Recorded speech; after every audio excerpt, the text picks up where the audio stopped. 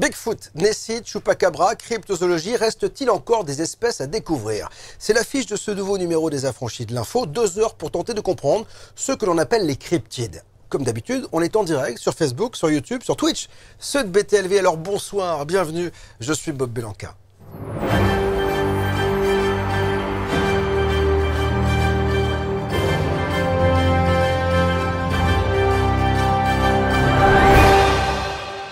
Depuis quelques semaines, l'actualité fait remonter sur le devant de la scène le Bigfoot, encore Nessie, le monstre du Loch Ness. Entre légende et réalité, je ne vous cache pas que mon cœur balance. Toutefois, la question est de savoir si on peut encore découvrir des espèces inconnues par la biologie. Une question à laquelle nos affranchis de l'info vont tenter de répondre ce soir, à commencer par François Damier et Thierry Penin. Bonsoir les garçons. Salut Bob. Ravi de vous accueillir une nouvelle fois sur le plateau des affranchis de l'info. Vous êtes beaux, vous êtes magnifiques. Il y en a un qui a une meilleure mine que l'autre, je sais pas, il y en a un qui doit traîner dans les parcs et l'autre qui travaille à la rédaction. Ouais, tu vois, Thierry, t'es trop payé, hein. Regarde, François, lui, il est blanc comme un cul. C'est bien, tu travailles, bravo François. Elle est là, bien sûr, bronzée, magnifique, mais en même temps, elle passe ses journées sur sa terrasse à bronzer. Elle est toujours magnifique. C'est Madame Chopin, comment allez-vous? En pleine forme. C'est vrai? J'espère inspirer quand même l'équipe. Tu nous inspires à chaque fois.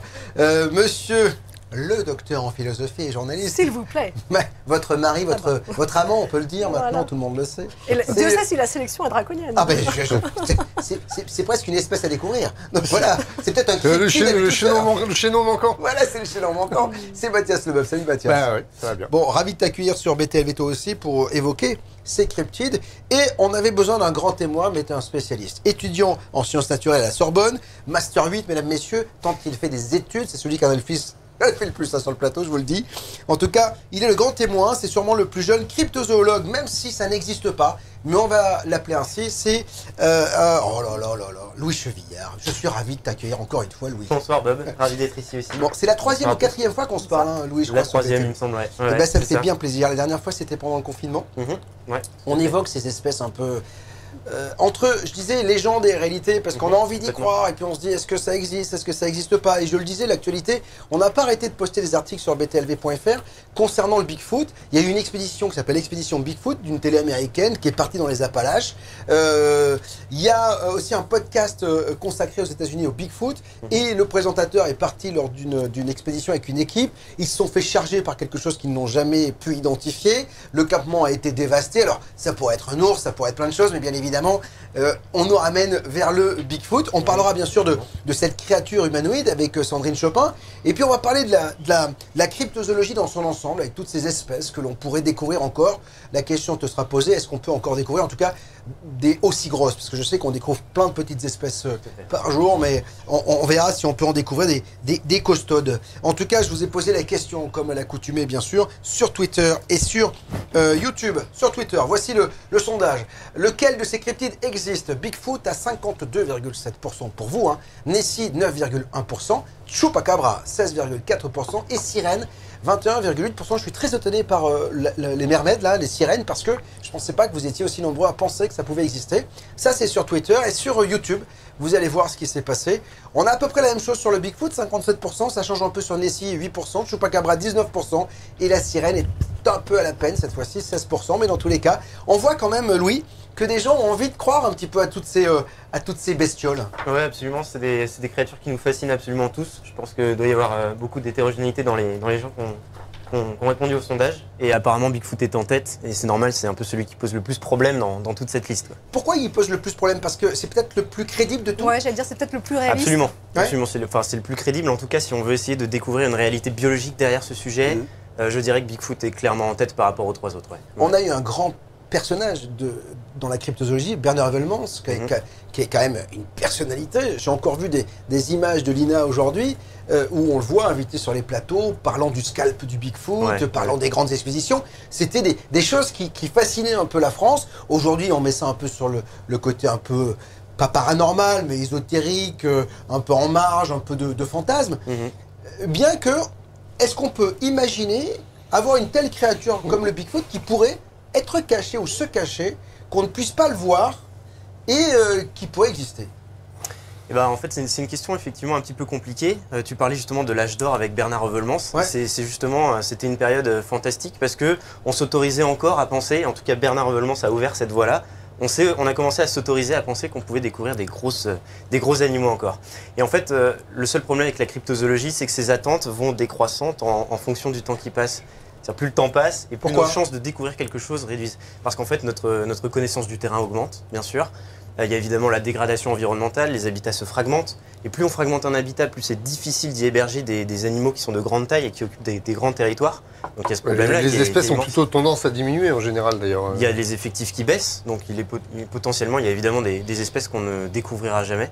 Et en fait, le problème se pose particulièrement pour les animaux de grande taille qui ont besoin d'espace dans leur niche écologique. Est-ce que le fait qu'il y a quand même des zones qui sont encore inhabitées oui. sur la planète, on peut imaginer qu'il y a des espèces qu'on ne connaît pas parce qu'on n'y est pas allé? Absolument, il reste encore des zones blanches exactement dans les atlas. Et le problème, c'est que ces zones sont blanches parce qu'elles sont justement difficiles d'accès. Et en parlant, l'investigation est difficile. En parlant de zones blanches, est-ce que le Yeti est aussi un personnage comme le Bigfoot qui pourrait biologiquement...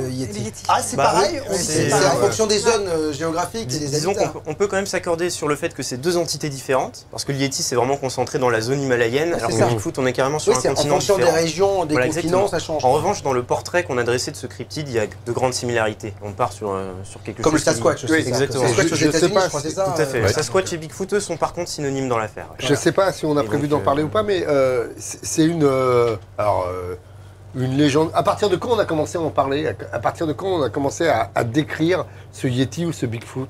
Il va en parler, François, parce qu'il va. Pardon, je vais spoiler sa chronique parce qu'il va parler de l'histoire de la cryptozoologie. Mais je me tourne. On va la développer, cette histoire, tout au long de cette soirée, bien évidemment. Et on va d'abord se tourner vers François et les réseaux sociaux, mon François. Oui, il y a Richard. Coucou tout le monde. C'est rare que je puisse vous voir en direct. Je regarde tous les replays. C'est un super média. Longue vie à BTLV. Merci. Il y a Avignon qui est dans la place, Véronique qui voudrait voir des animaux comme ça. Enfin, c'est-à-dire qu'on aimerait tous les voir, mais en même temps, au vu de ce que j'ai pu écrire cette semaine sur BTLV ou la semaine dernière sur BTLV.fr, quand il y a une expédition et qu'on est face à ce type de grosses bestioles, ça fait un peu peur. Mais c'est un peu pareil qu'un ours, c'est-à-dire que je n'oserais même pas imaginer être face à un ours, tant ça me ferait peur. Donc voilà, c'est bien à la télévision, c'est bien dans les films, mais en vrai, je pense que c'est assez particulier. L'ours, en fait, il a cette image cajolante et gentille, mais c'est extrêmement agressif. Ça t'arrache la tête en 2 secondes. C'est immense, un coup de patte et c'est terminé. Il faut juste regarder The Revenant avec Leonardo DiCaprio. Quand il se fait défoncer par l'ours, tu te dis non de Dieu. C'est pas Winnie l'ourson. Ah non, ça c'est je confirme. Autre chose, François? Il y a Montpellier. Ils arrivent tout doucement. Ils discutent toujours. Ils se congratulent. Donc, ils attendent avec impatience qu'on leur parle donc de ces fameux animaux. N'hésitez pas à réagir sur tout ce qui va être dit ce soir, bien sûr. Vous avez donc les réseaux sociaux, je le rappelle, Facebook pour partager, YouTube pour mettre des pouces bleus et partager également sur Twitch, nouveau réseau social que nous avons investi depuis peu. Et d'ailleurs, le vendredi, je rappelle qu'il y a une maintenant, et c'est ainsi tous les vendredis à 15h, une revue de presse exclusivement sur Twitch. C'est l'occasion pour nous de faire découvrir BTLV par un autre canal. François, justement, l'histoire de la cryptozoologie, on part du départ. Attention, tu es un spécialiste. Oui, donc déjà, il faut savoir que dans les animaux fantastiques, c'est le préquel de Harry Potter, qui est sorti en 2016. Le héros doit réaliser un bestiaire extraordinaire de créatures fantastiques. Alors, science ou pas science, c'est la question que tout le monde se pose. Alors, je ne sais pas si vous avez vu ce préquel, moi je ne l'ai pas vu. Non. Si. Voilà. C'est bon, tu as vu ça? Ouais, je l'ai vu. Les animaux fantastiques, c'est ça? Ouais, absolument, c'est super. C'est une sorte d'Harry Potter, effectivement. On est même un peu plus moderne.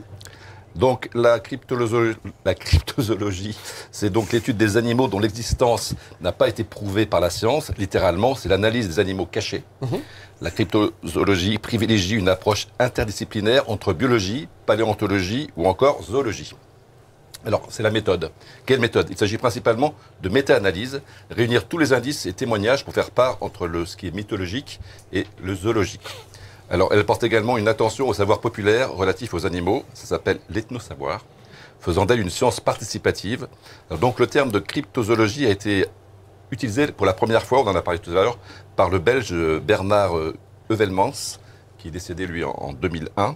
Il est le père de la discipline sous sa forme moderne et naturaliste. Alors, on a vu d'ailleurs avec Bob, ensemble, on a vu des émissions de télévision, du journal télévisé dans les années 50. C'était très très intéressant. Donc, oui, mais je vous invite à les regarder. Le côté sérieux en fait, du journaliste avec la clope au bec et tout. Voilà, et ouais, ça c'est une autre époque. Mais effectivement, ça comprenait au sérieux toutes ces métasciences ou ces sciences ésotériques ou paranormales. On en faisait des sujets qui étaient en tout cas discutables. Et d'ailleurs, il reconnaissait, comme nous il y a quelques années sur BTLV, que c'était faux. Oui, bien sûr. Que le scalp qu'il avait ramené, c'était pas qu'on lui avait proposé. Il pensait au départ qu'il aurait voulu que ce soit un vrai, mais il reconnaissait que c'était. Mais il avait une analyse très très bonne. Il disait tant qu'on me prouve que ça n'existe pas, je laisse le doute. Voilà. Et c'était vachement intéressant. C'est-à-dire qu'au lieu de condamner, il disait possible. Maintenant, prouvez-moi que ça n'existe pas, que c'est pas un faux. Pour l'instant, c'est un vrai. Et en écoutant cette interview, j'ai l'impression de t'écouter, quoi. Bah ouais, c'était un peu les mêmes mots. un peu le Bernard tu es un peu la nouvelle génération, dire. Alors si ça vous intéresse, il a écrit un livre, je ne sais pas si je suppose que tu l'as lu, qui s'appelle Sur la piste des bêtes ignorées, 1955. Alors tu sais à combien s'est vendu ce petit livre-là? 1 million d'exemplaires. Mais ouais, mais parce que les gens sont fascinés par ça. C'est fascinant. Parce qu'il y a un côté. Parce que c'est ce que je dis sur BTLV, il faut virer la croyance. Il y a un côté aussi fantastique. Regarde, les animaux fantastiques. Exploration, rêve absolu, la découverte. On imagine à chaque fois que quelqu'un fait une descente au fond des océans qu'il va trouver un énorme requin ou un truc incroyable. On espère découvrir ça. Il y a plein de choses qu'on ne connaît pas. Il y a quasiment un côté un peu poétique. Bien sûr. Onirique. Ça fait penser à Henri Michaud qui a inventé des personnages et des bêtes imaginaires. Et on est un peu là-dedans aussi, quoi. Ouais, puis toute notre culture a été. On en parlera tout à l'heure avec le centaure, le minotaure, le cerbère, tout ça. Ce sont les créatures du passé. On a été très liés avec ces animaux mi-hommes, etc. Depuis toujours. On parlera de mythologie tout à l'heure. Alors finalement, ces animaux fantastiques, eh bien, quelquefois depuis plusieurs siècles, on les a découverts. Par exemple, il y a l'ornithorynque. C'est quand même un animal un peu spécial. Très bizarre, l'ornithorynque. Hein. C'est à moitié canard, moitié... on ne sait pas très bien ce que c'est. François, l'ornithorynque, avant d'être... avéré, c'était un ou une cryptide. Ouais, on peut absolument dire que l'ornithorynque fait partie de ces animaux qui aujourd'hui on considère qu'ils sont relativement normaux parce qu'effectivement ils sont un peu particuliers ces animaux. Je te confirme. Mais fut un temps effectivement c'était considéré comme un cryptide et même certains muséums français avaient reçu des spécimens et ils n'en croyaient pas leurs yeux. Ils disaient non c'est forcément faux, il a fallu en trouver des vivants pour que les gens acceptent leur existence. C'est incroyable. Donc il y a un moment, ça se balançait dans cette zone d'incertitude. Mais c'est pas ça aussi que c'est fascinant. Parce qu'en fait, on peut imaginer l'histoire et la science nous montre que parfois, même si on est tous contre, il peut y avoir une réalité qui existe. C'est ce genre d'exemple qui nous montre que la cryptozoologie a réussi dans l'histoire et donc c'est pour ça qu'on peut y accorder un toujours l'imaginaire. Bien sûr, il y a l'Ocapi aussi. L'Ocapi. Le magazine ça ressemble à quoi l'Ocapi? Je sais pas c'est quoi l'Ocapi. Moi je connaissais le magazine pour les enfants. Je connaissais donc voilà. C'est pas celui qui a un oiseau, non? Non, ça c'est le tamanoir ou le foulier. Non, c'est un girafidé, l'Ocapi. Ça ressemble à une girafe mais avec un cou beaucoup plus court qui vit dans les forêts du Congo. Il a un derrière un peu zébré. Ah d'accord, c'est le truc hybride en fait, c'est ça. Exactement. Donc toutes les girafes se foutent de la gueule. Le coup que t'as, le petit coup toi. Et donc on voit que la cryptozoologie est donc restée aujourd'hui dans un domaine un peu fermé. D'accord. Alors le terme a été inventé par un Écossais. Il n'était pas tout seul, le Belge. Il s'est accoquiné avec un Écossais qui s'appelait Ivan Sanderson. D'accord. Alors lui, il a écrit un livre aussi qui s'appelle L'homme des neiges et Homme des bois. C'est un ouvrage de référence et sur la question des primates et notamment sur le fameux Yéti ou l'abominable homme des neiges. On peut faire une référence à une chanson de Lio, je crois. Surtout, moi j'ai adoré Tintin au Tibet. Ça vient de là, tout vient de là. Ça a fait partie de mon enfance. Ça m'a fait fantasmer quoi. Donc le Yéti, on l'a tous en tête avec Tintin. Bernard Belmont, c'était un grand ami de Hergé. C'est pour ça qu'il y a autant de détails cryptozoologiques dans Tintin au Tibet. Ouais, c'est génial. Alors malheureusement, il n'existe aucune formation universitaire. Alors peut-être que tu le lanceras un jour. On verra, mais en fait, c'est les biologistes qui peuvent s'intéresser finalement à la cryptozoologie, c'est ça? Les biologistes, mais pas que.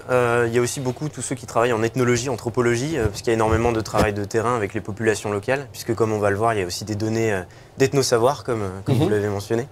Et du coup, ça, effectivement, c'est plutôt du ressort de gens qui sont qualifiés pour mener des entretiens sur le terrain. Donc il n'y a pas que la bio, il y a aussi une grosse partie ethno. Est-ce qu'il y a un pays qui est plus intéressé par la cryptozoologie qu'un autre? Parce qu'on a la sensation quand même que je disais le plus jeune cryptozoologue français, mais est-ce que tu n'es pas le plus jeune du monde presque?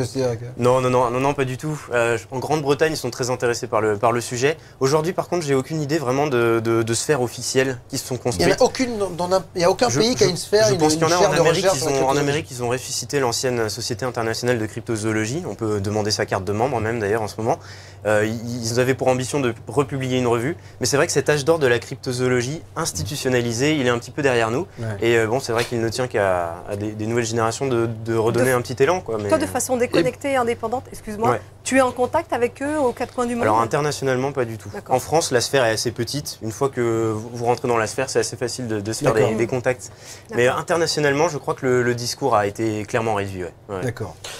Pourquoi il y a eu un âge d'or? L'âge d'or, c'était quand? C'était au 70, début, non? Les années 70. Ouais, c'est ça. C'est au moment où Bernard Volmans a regroupé des scientifiques qui, eux aussi, voulaient ouvrir les portes du possible. Donc, de la zoologie. C'est quand même assez récent. Pourquoi ça a décliné aussi vite? À cause des raisons qu'on vient d'évoquer? Ou il y a eu d'autres... je veux dire, la disparition des espèces. Peut-être plus d'exploration. Ouais, mais 70, on était... En fait, au départ, il y a eu énormément d'ambition sur certains cryptides un peu phares, un peu vitrines. Et finalement, il faut bien se rendre à l'évidence. Toutes les preuves qu'on a pu récolter jusque-là se sont avérées décevantes dans le sens où on n'a pas trouvé de corps. Il y a ça, il y a la mort de Bernard Volmans, c'est la dissolution de la Société internationale de cryptozoologie. Ça a fait un petit peu baisser tout cet engouement. Autre chose, François? Et puis donc il n'y a pas non plus d'institut scientifique. Alors Bernard Volmans, il a déposé toute sa documentation au musée de zoologie de Lausanne. Alors il y a des gens plus jeunes, parce qu'on parlait de Volmans et puis de Sanderson. Il y a aussi Benoît Grison. Qui est beaucoup plus jeune, puisqu'il doit avoir à peine, presque 60 ans. Il est biologiste et auteur du livre « Le bestiaire énigmatique de la cryptozoologie, du Yéti au calmar géant ». Alors déjà que lui il a du mal à parler, mais alors la cryptozoologie, là on est sur un truc... Il y a beaucoup de lettres. Là il y a trop de lettres. Donc, même si le titre de l'ouvrage est compliqué, je le recommande vraiment en tout premier lieu pour les gens qui veulent se faire à la discipline. Il est vraiment excellent, c'est un peu la nouvelle référence. Voilà, et donc lui ce qu'il reproche à l'ancienne génération, c'est qu'ils n'étaient pas suffisamment rigoureux dans leur approche scientifique. Ouais, mais c'était un peu pareil pour Wells et Bergier, c'est-à-dire qu'il y avait on s'autorisait aussi le fantasme, on ne s'autorise plus aussi cela, il y avait une part de mystère et de fantasme et de rêve qu'on pouvait peut-être coquiner à la science, alors qu'aujourd'hui on est vraiment sur du puriste et soit on est taré, soit on est trop rigoureux, et je pense qu'encore une fois, je le dis souvent, c'est plutôt entre les deux qu'il faut se situer, pour avoir un pied dans chaque technique. Merci François. Et puis ici, je voulais juste rajouter, les Américains vont très très loin, puisqu'il y a Expedition Bigfoot aux États-Unis, donc un programme avec des scientifiques, dont je reparlerai tout à l'heure. Donc je pense que les Américains sont vraiment très passionnés par ce sujet. Et voilà, on voit l'équipe de télévision qui a fait ça. Et alors, ce qui est intéressant, les Américains, c'est qu'ils produisent des émissions là-dessus. C'est ça qui est génial. Alors, il ne se passe absolument rien, mais c'est génial parce qu'en fait, il est accroché devant ta télé. Le mec, il y a une mouche qui passe. J'ai entendu, t'as pas entendu? C'est ça qui est génial, j'adore. Et donc, il y aura des révélations tout à l'heure sur le... on aura des révélations.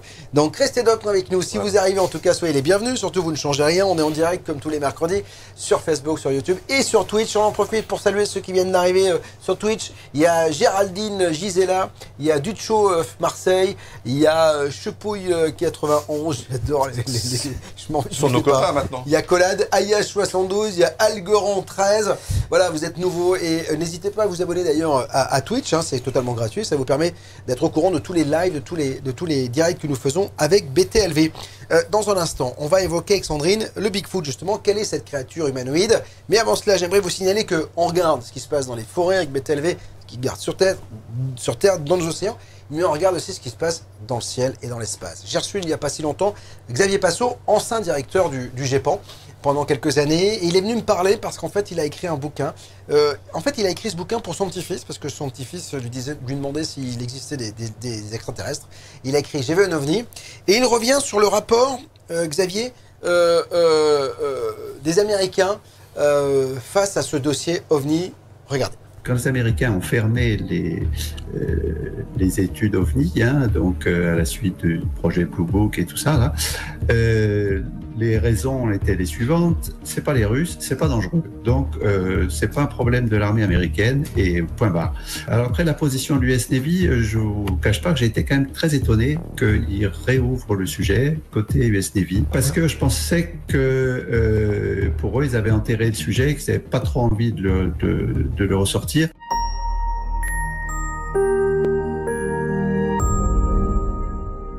Alors maintenant, l'US Navy a réouvert ça suite à... Alors, c'est vrai qu'il y a eu la fameuse affaire du Nimitz là, qui a un peu relevé des trucs. Et pour moi, ça reste quand même assez énigmatique qui s'est réouvert le sujet. Et j'aurais bien aimé creuser les affaires si j'étais encore responsable du GEPAN. Mais là, bon, je suis pas en position pour aller discuter avec nos amis américains. Et alors ça tombe bien que Xavier Passot parle du dossier américain parce que j'ai publié un papier cette semaine. Il y a un documentaire de David Beatty qui est actuellement sur la toile. Il s'est procuré des documents qui montrent que il n'y a pas que le Nimitz qui a été survolé par ces objets. En fait, quand le Nimitz a alerté la flotte qui se trouvait dans la zone de ces vol, en tout cas de ces objets mystérieux. D'autres destroyers sont arrivés sur la zone et ont été survolés eux aussi par tous ces engins. Qu'en est-il véritablement? On rappelle qu'il y aura un rapport qui sera rendu au mois de juin 2021 par le Sénat américain. Et d'ailleurs, la semaine prochaine, on va faire une émission consacrée aux ovnis. Que peut-on attendre de ce rapport américain de juin 2021? Ce sera avec Egon Kragel, Dominique Fillol et Pascal Fechner. Ça, c'est tout vu. Et puis, si vous voulez nous rejoindre, profitez-en pour avoir accès à toutes ces émissions. Le mois d'avril est exceptionnel sur BTLV. En avril, abonnez-vous à BTLV à tarif réduit et recevez en cadeau les replays des rencontres du mystère et de l'inexpliqué. 6 conférences, une table ronde. Patricia Daré, Egon Kragel, Pascal Lafargue, Patrice Pouillard, Jocelyn F. Keller, Pierre-Alexandre Ponant, Anton Parks. En avril, offrez-vous BTLV en illimité à tarif réduit et recevez en cadeau les replays des rencontres du mystère et de l'inexpliqué. Profitez de cette offre sur btlv.fr ou via le lien dans le chat. Dépêchez-vous, il n'y a que 100 abonnements disponibles. Ouais, on n'en a pas mis 2000 non plus, hein, donc profitez-en, c'est tout le mois d'avril, il n'y a que 100 abonnements à ce tarif réduit. Et le tarif est valable à vie durant toute la durée de votre abonnement. Si vous restez 1 an, 2 ans, 3 ans, 10 ans, 15 ans, dans tous les cas, vous ne paierez pas plus cher et on vous offre les replays des rencontres. On va revenir à notre sujet qui n'est autre que Nessie, Chupacabra, Bigfoot, cryptozoologie. Reste-t-il encore des espèces à découvrir? Et on parle de ce Bigfoot avec Sandrine Chopin. Absolument, on va voir qu'il y a différentes hypothèses scientifiques. D'abord, ce Bigfoot nord-américain, pour rappeler un peu ses caractéristiques, il a des traits de créature évidemment bipède, il est extrêmement poilu, il a le visage simiesque et à la fois en même temps un peu humain. Il fait plus de 2 mètres de haut, donc c'est pas rien, on se souvient du Yeti, 150 kg à 220, voire plus. C'est un peu Chabal, vous vous rappelez le mec de rugby là, Chabal, Sébastien Chabal? Oui, exact. Il était un peu d'ailleurs, je crois qu'il y avait une pub où il était comme ça, tout poilu, puis en fait, il est un peu, voilà, balèze. Avec ses cheveux longs, ça, le crâne pointu, les bras plus longs que ceux d'un humain et des empreintes de pas de 30 à 56 cm. Donc ça rigole pas. Il y a différentes hypothèses. Donc Mireille Thibault les évoque dans son livre Le Bigfoot de la légende à la science. Une des premières hypothèses qui est la plus fréquente, ce serait le gigantopithèque. En fait, en 1936, il y a un paléontologue qui a trouvé une dent dans une pharmacie, une dent de 2,5 cm. Qui ressemblerait donc à celle d'un humain, en tous les cas, rappelant celle d'un humain. C'est une espèce qui serait apparue en fait il y a 14 millions d'années et qui aurait disparu il y a 5 millions d'années. Mais là, il y a d'autres possibles qui diraient que c'est apparu il y a 1 million d'années, entre 1 million d'années et 500 000 ans. Alors, il consommerait des végétaux coriaces, il a une face courte et haute, et avec des rangées de dents très serrées. Il y a une autre hypothèse, c'est que ce serait en fait une survivance de l'Australopithèque qui serait surnommé l'Australorobustus.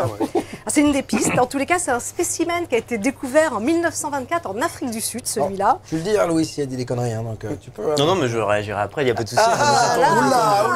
Madame Chopin, vous allez passer un sale quart d'heure. D'abord, je déroule l'info, je déroule ma science. Alors, des caractéristiques proches de celles du Bigfoot. Et puis, autre hypothèse, ce serait une espèce de grand primate, mais encore méconnue, puisque la seule qu'on connaisse comme étant la plus grande serait le gorille. Encore une hypothèse, une sous-catégorie du chimpanzé qui s'appellerait le Billy. Là, il aurait été trouvé au Congo, en fait. C'est un grand singe entre le chimpanzé et le gorille. Alors, il a les caractéristiques suivantes. C'est un bipède occasionnel. Il a des empreintes de pied de 38 cm. Il est extrêmement agressif. Il tue des lions. Il est vif, il est fort, il a le visage très plat. On l'appelle également le Bondo. Donc il a 2 noms, le Billy et le Bondo. Il a été décrit en 1908 en fait par un officier belge qui aurait analysé un crâne. D'accord. Voilà, donc en fait, il y a pas mal d'hypothèses. Alors, je ne les ai pas toutes relatées, mais en tous les cas, dans les grandes lignes, ça, on voit qu'en fait, la zoologie est quand même une science, et tu le confirmeras évidemment, qui évolue en permanence. Il n'y a pas plus de preuves que de non-preuves. Et en ce moment, évidemment, les débats sont relancés, en tous les cas. Le Bigfoot, c'est un gorille sur 2 pattes, en fait, quand on le décrit un peu comme ça. C'est vrai que si on se fie aux bases de données dont on dispose sur le Bigfoot, effectivement, on a beaucoup d'empreintes et beaucoup de témoignages qui disent avoir vu quelque chose de bipède qui se déplace. Et donc, en fait, forcément, là, on se dit qu'on a potentiellement affaire à quelque chose qui serait lié au groupe des primates. Et en fait, ce qu'on fait en général, c'est que les gens essayent de trouver des hypothèses pour expliquer une réalité biologique au Bigfoot. Ce serait de fouiller l'inventaire des créatures qui ressemblent plus ou moins au Bigfoot et de les avancer sur la scène. Ça, en fait, ça a quand même quelques biais méthodologiques. Par exemple, le gigantopithèque. On sait que du coup, effectivement, il y a eu des primates énormes qui pourraient éventuellement correspondre à la description que les témoins font de Bigfoot. Sauf que le gigantopithèque, c'est en Asie qu'on a trouvé les fossiles. Absolument. Donc il est évidemment exclu que Bigfoot, si jamais c'est une espèce actuelle, réelle, en Amérique, ce soit un gigantopithèque. Mais le gigantopithèque, il était sur 2 pattes ? Alors, en fait, le problème du gigantopithèque, c'est qu'on ne sait pas grand-chose de sa biologie, étant donné qu'il est accessible que par un morceau de molaire et des dents. Un morceau de mâchoire, pardon. Mais on sait que lui, il a existé, par contre. On sait par contre qu'il a existé et que c'était un primate assez colossal. Et donc, on se dit que potentiellement, si des primates colossaux ont existé, on pourrait éventuellement en trouver encore aujourd'hui. Mais bon, ça pose quand même un certain nombre de problèmes méthodologiques, ce genre de raisonnement. Et on a des empreintes, des relevés d'empreintes sur le sol américain qui font... qui ont des tailles en moyenne de 40 cm si on fait vraiment un échantillonnage de toutes les empreintes dont on dispose aujourd'hui. Et c'est vraiment les empreintes de Bigfoot, c'est peut-être le point qui sauve encore le dossier, parce que c'est quand même un animal très problématique. C'est-à-dire qu'on en parle depuis 1955. Puis, il y a énormément de Bigfooters qui vont le chercher, on ne l'a toujours pas trouvé. En général... Pourquoi on ne le trouve pas? Enfin, je veux dire, c'est fou, on a l'impression de connaître toute la planète, mais c'est pas un microbe, c'est pas un champignon, donc c'est quand même assez étonnant qu'on n'arrive jamais rencontré. Qu'on n'en ait jamais vu un ou trouvé un corps, c'est étonnant. Oui, et ce qui est étonnant, c'est que en général, quand on piste un animal et qu'on relève des empreintes, on a toujours d'autres éléments, notamment des poils ou des odeurs, des choses comme ça. Là, la seule preuve, entre guillemets, le seul indice matériel, c'est comment dire, l'empreinte. On n'a pas de relevé de poils, on n'a pas de... Alors, tout ce qui a été analysé en termes de poils, etc., ça n'a rien donné. Donc oui, effectivement, les seuls indices dont on dispose aujourd'hui, c'est les empreintes et les témoignages.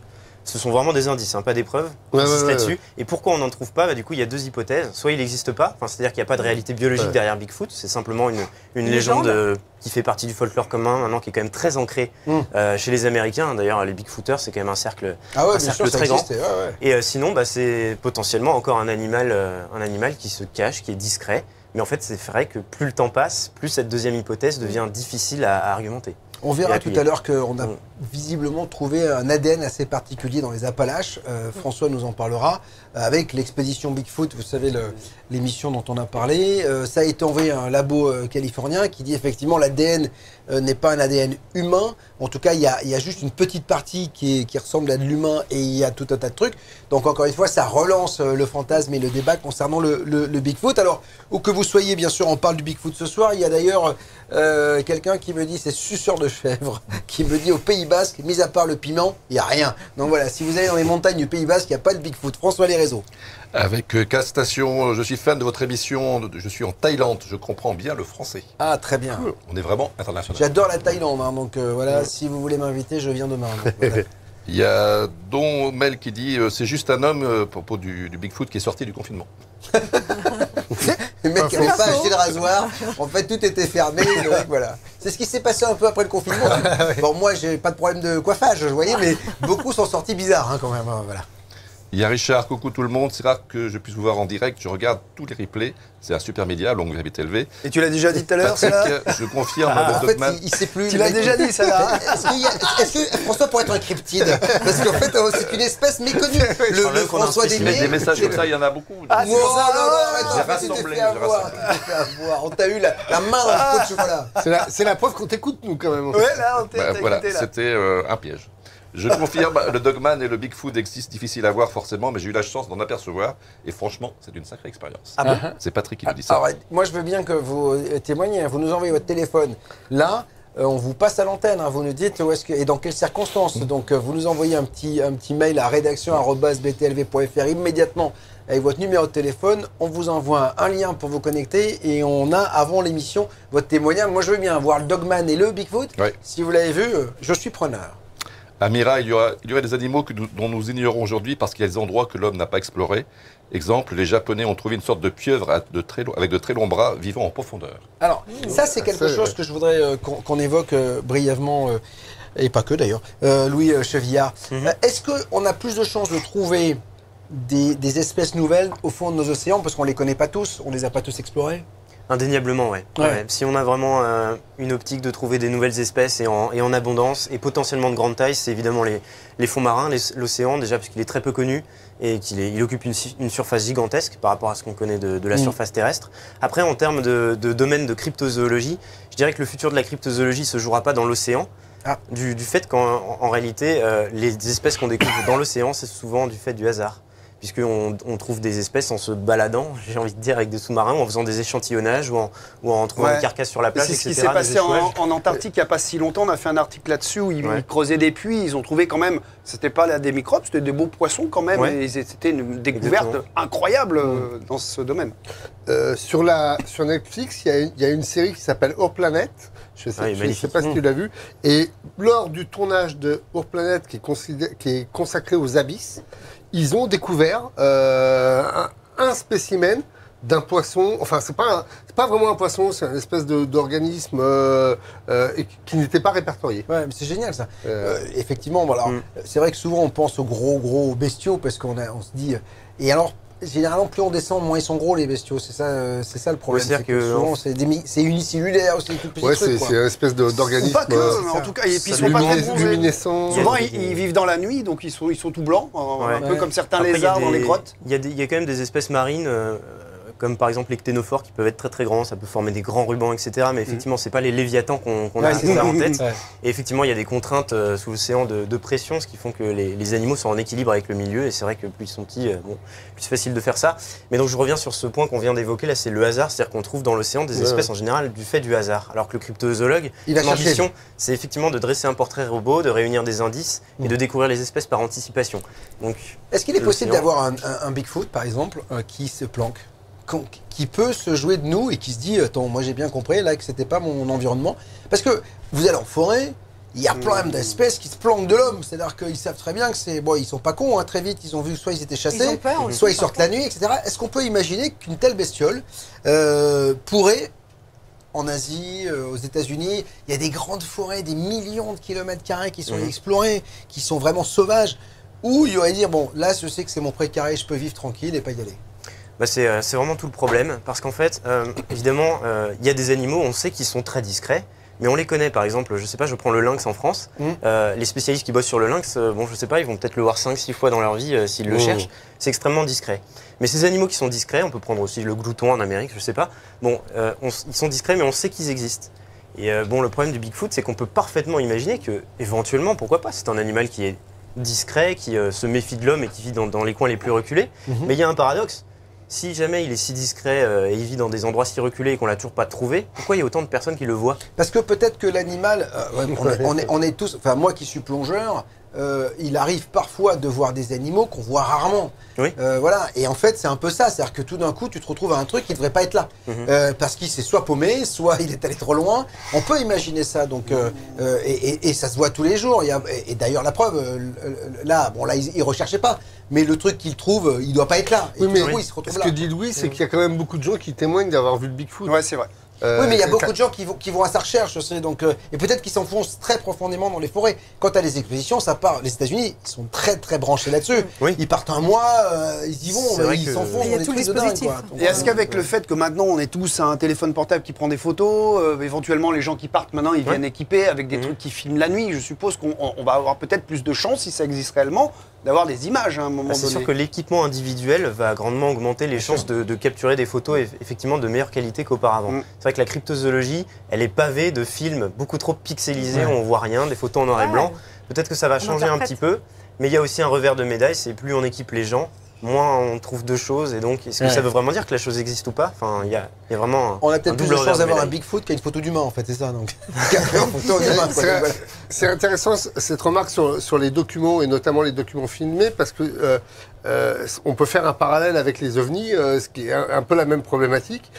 Et ça m'amène à poser une question. Est-ce qu'il y a un lien, c'est une question vraiment naïve, est-ce qu'il peut y avoir un lien entre les cryptides et justement les extraterrestres, notamment via des reptiliens ou des choses comme ça? Est-ce que Le Mothman, c'est est-ce que c'est deux mondes qui s'ignorent ou est-ce que c'est deux mondes qui se rencontrent à un moment donné? Ça dépend véritablement des gens qui pratiquent la cryptozoologie. Si vous voulez, moi, je pense qu'avec l'école Heuvelmans, etc., c'est une école de cryptozoologie qui est vraiment quand même très centrée sur la zoologie. Donc, ce qui fait que tout ce qui est entité extraterrestre, esprit, etc., c'est vrai que parfois on les range dans la cryptozoologie parce que ça fricote avec des choses avec lesquelles on n'est pas familier. Mais c'est vrai que si on veut être parfaitement rigoureux, la cryptozoologie ne s'intéresse qu'à des entités animales qui sont issues de l'histoire évolutive de notre planète. Et du coup, le cryptozoologue n'est pas habilité en fait, effectivement, à traiter des entités qui potentiellement ne proviennent pas de la même histoire évolutive que notre planète à nous. Donc c'est deux choses très différentes, je dirais. Ouais. Dans l'article que j'ai écrit il n'y a pas longtemps, il y a quand même un photographe professionnel qui, à un moment donné, est mandaté par deux journaux, deux magazines, et le but, c'est d'aller chercher des animaux sauvages, mais existants. C'est-à-dire que le mec, et là, tout d'un coup, il est en clairière, il entend un bruit pas possible dans le bois, et dans un premier temps, il voit un petit ourson. Donc, et l'ourson le voit et il repart dans la forêt. Lui, bien sûr, va pour faire les photos, mais très vite, il s'arrête, il se dit, s'il y a un ourson, il y a la maman. Donc, il rebrousse chemin, et là, quand il rebrousse chemin, il voit une créature 2,50 m de haut, avec des épaules hyper larges, et qui lui balance des troncs d'arbres, quoi. Oh la vache. Voilà, donc là, et en fait, il y a une association américaine qui travaille sur la cryptozoologie, la BRFO, je crois, qui explique le fait qu'il n'ait pas pris la photo alors que c'est un photographe professionnel qui a tous les appareils, la tétanisation. C'est-à-dire qu'en fait, quand tu es face à quelque chose, et c'est un peu pareil pour le dossier ufologique, je pense que quand tu es face à quelque chose qui t'effraie ou ta vie est en danger, je pense pas que tu es le réflexe de prendre la photo. C'est-à-dire que tu as juste envie de te dire, il faut que je me sauve parce que je vais me faire défoncer, quoi. Donc, et ça explique aussi, souvent, que ce soit les ovnis ou peut-être les cryptides, je ne sais pas si ça existe, mais dans tous les cas, c'est pour ça que je suis assez... toujours, j'excuse un peu le témoin qui n'a pas pris la photo ou un truc comme ça, parce que il m'est arrivé de vivre, je peux vous dire, des situations particulières en plongée. Tu te dis, tiens, j'ai pas allumé le truc là. Parce que tu es face à quelque chose, tu te dis, avant tout, faut pas que je bouge, je suis pas chez moi. Ouais, et c'est un peu ça aussi, on peut expliquer ça. Bien sûr, ça peut être une hypothèse. Après, la seconde hypothèse qui peut venir à l'esprit, c'est évidemment, j'ai pas pris de photo parce que je viens d'inventer l'histoire et que si j'avais une photo... mais je suis complètement d'accord. Mais bien sûr, ça peut être une hypothèse. Donc on en est à 50-50 finalement. finalement. C'est ça, de toute façon, en fait, comme c'est un témoignage, c'est sujet au biais humain et le gars, on pourra pas rentrer dans sa tête pour savoir s'il dit vrai ou pas. Et c'est tout ça le qui est problème. très frustrant. C'est tout le problème de BTLV, c'est qu'on a plein de témoins de gens. Oui, voilà, c'est dans ça. leur tête en fait.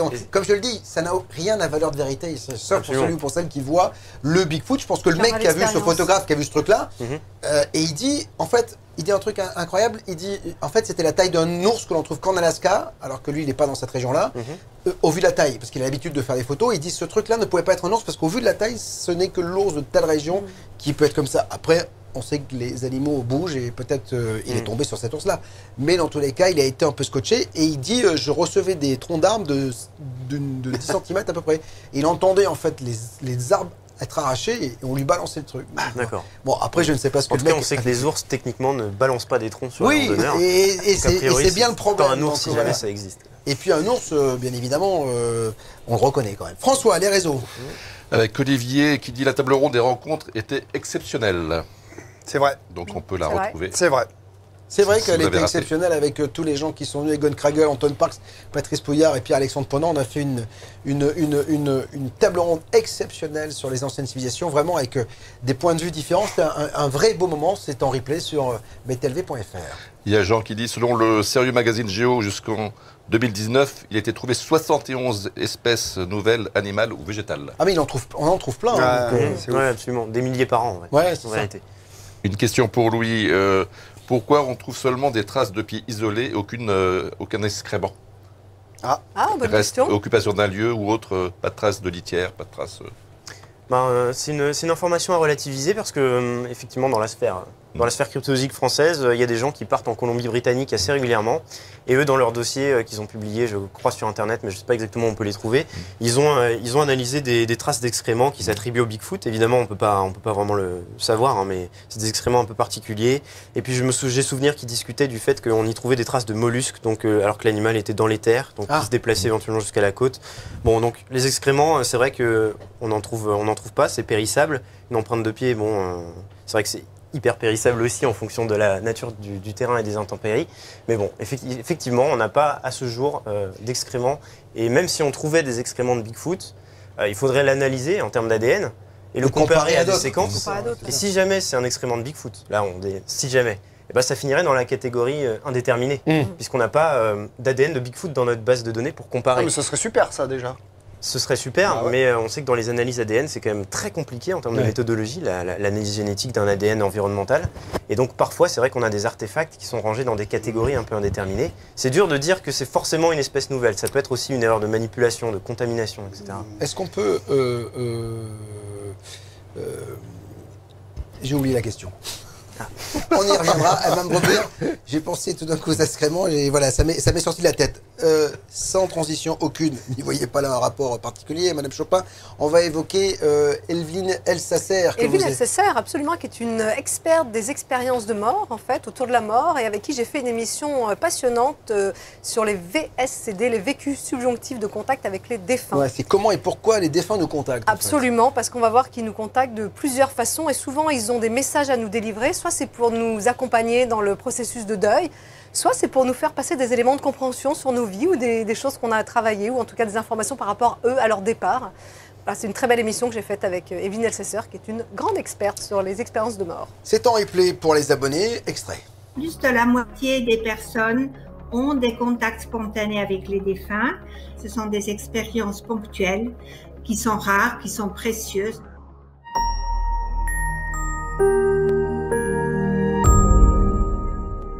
En fait, les défunts, ce qu'ils nous disent dans ces messages, c'est la mort n'existe pas, nous sommes en vie. L'absence physique, elle reste douloureuse, le départ reste brutal, mais en fait, il émerge une nouvelle espérance que, en fait, le défunt est encore quelque part, est encore en vie, peut encore les contacter et que peut-être un jour, il y aura des retrouvailles.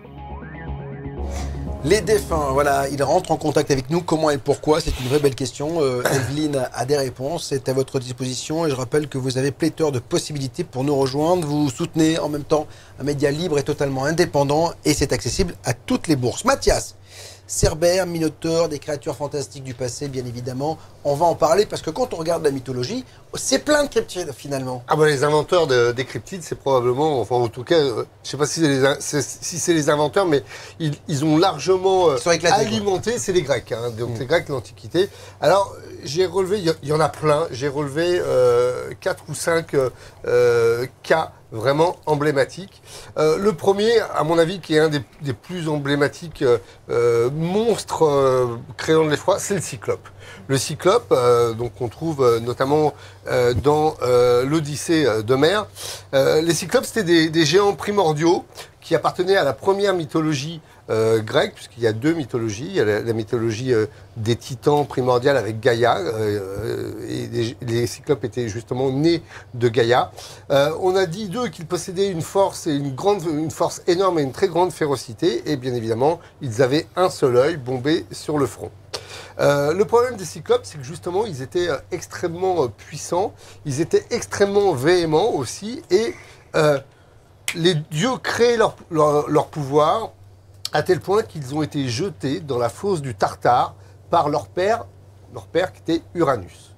Les monstres donc restent emprisonnés jusqu'à ce qu'un autre titan, Cronus qui est le frère d'Uranus, prenne sa place et libère justement ces fameux cyclopes.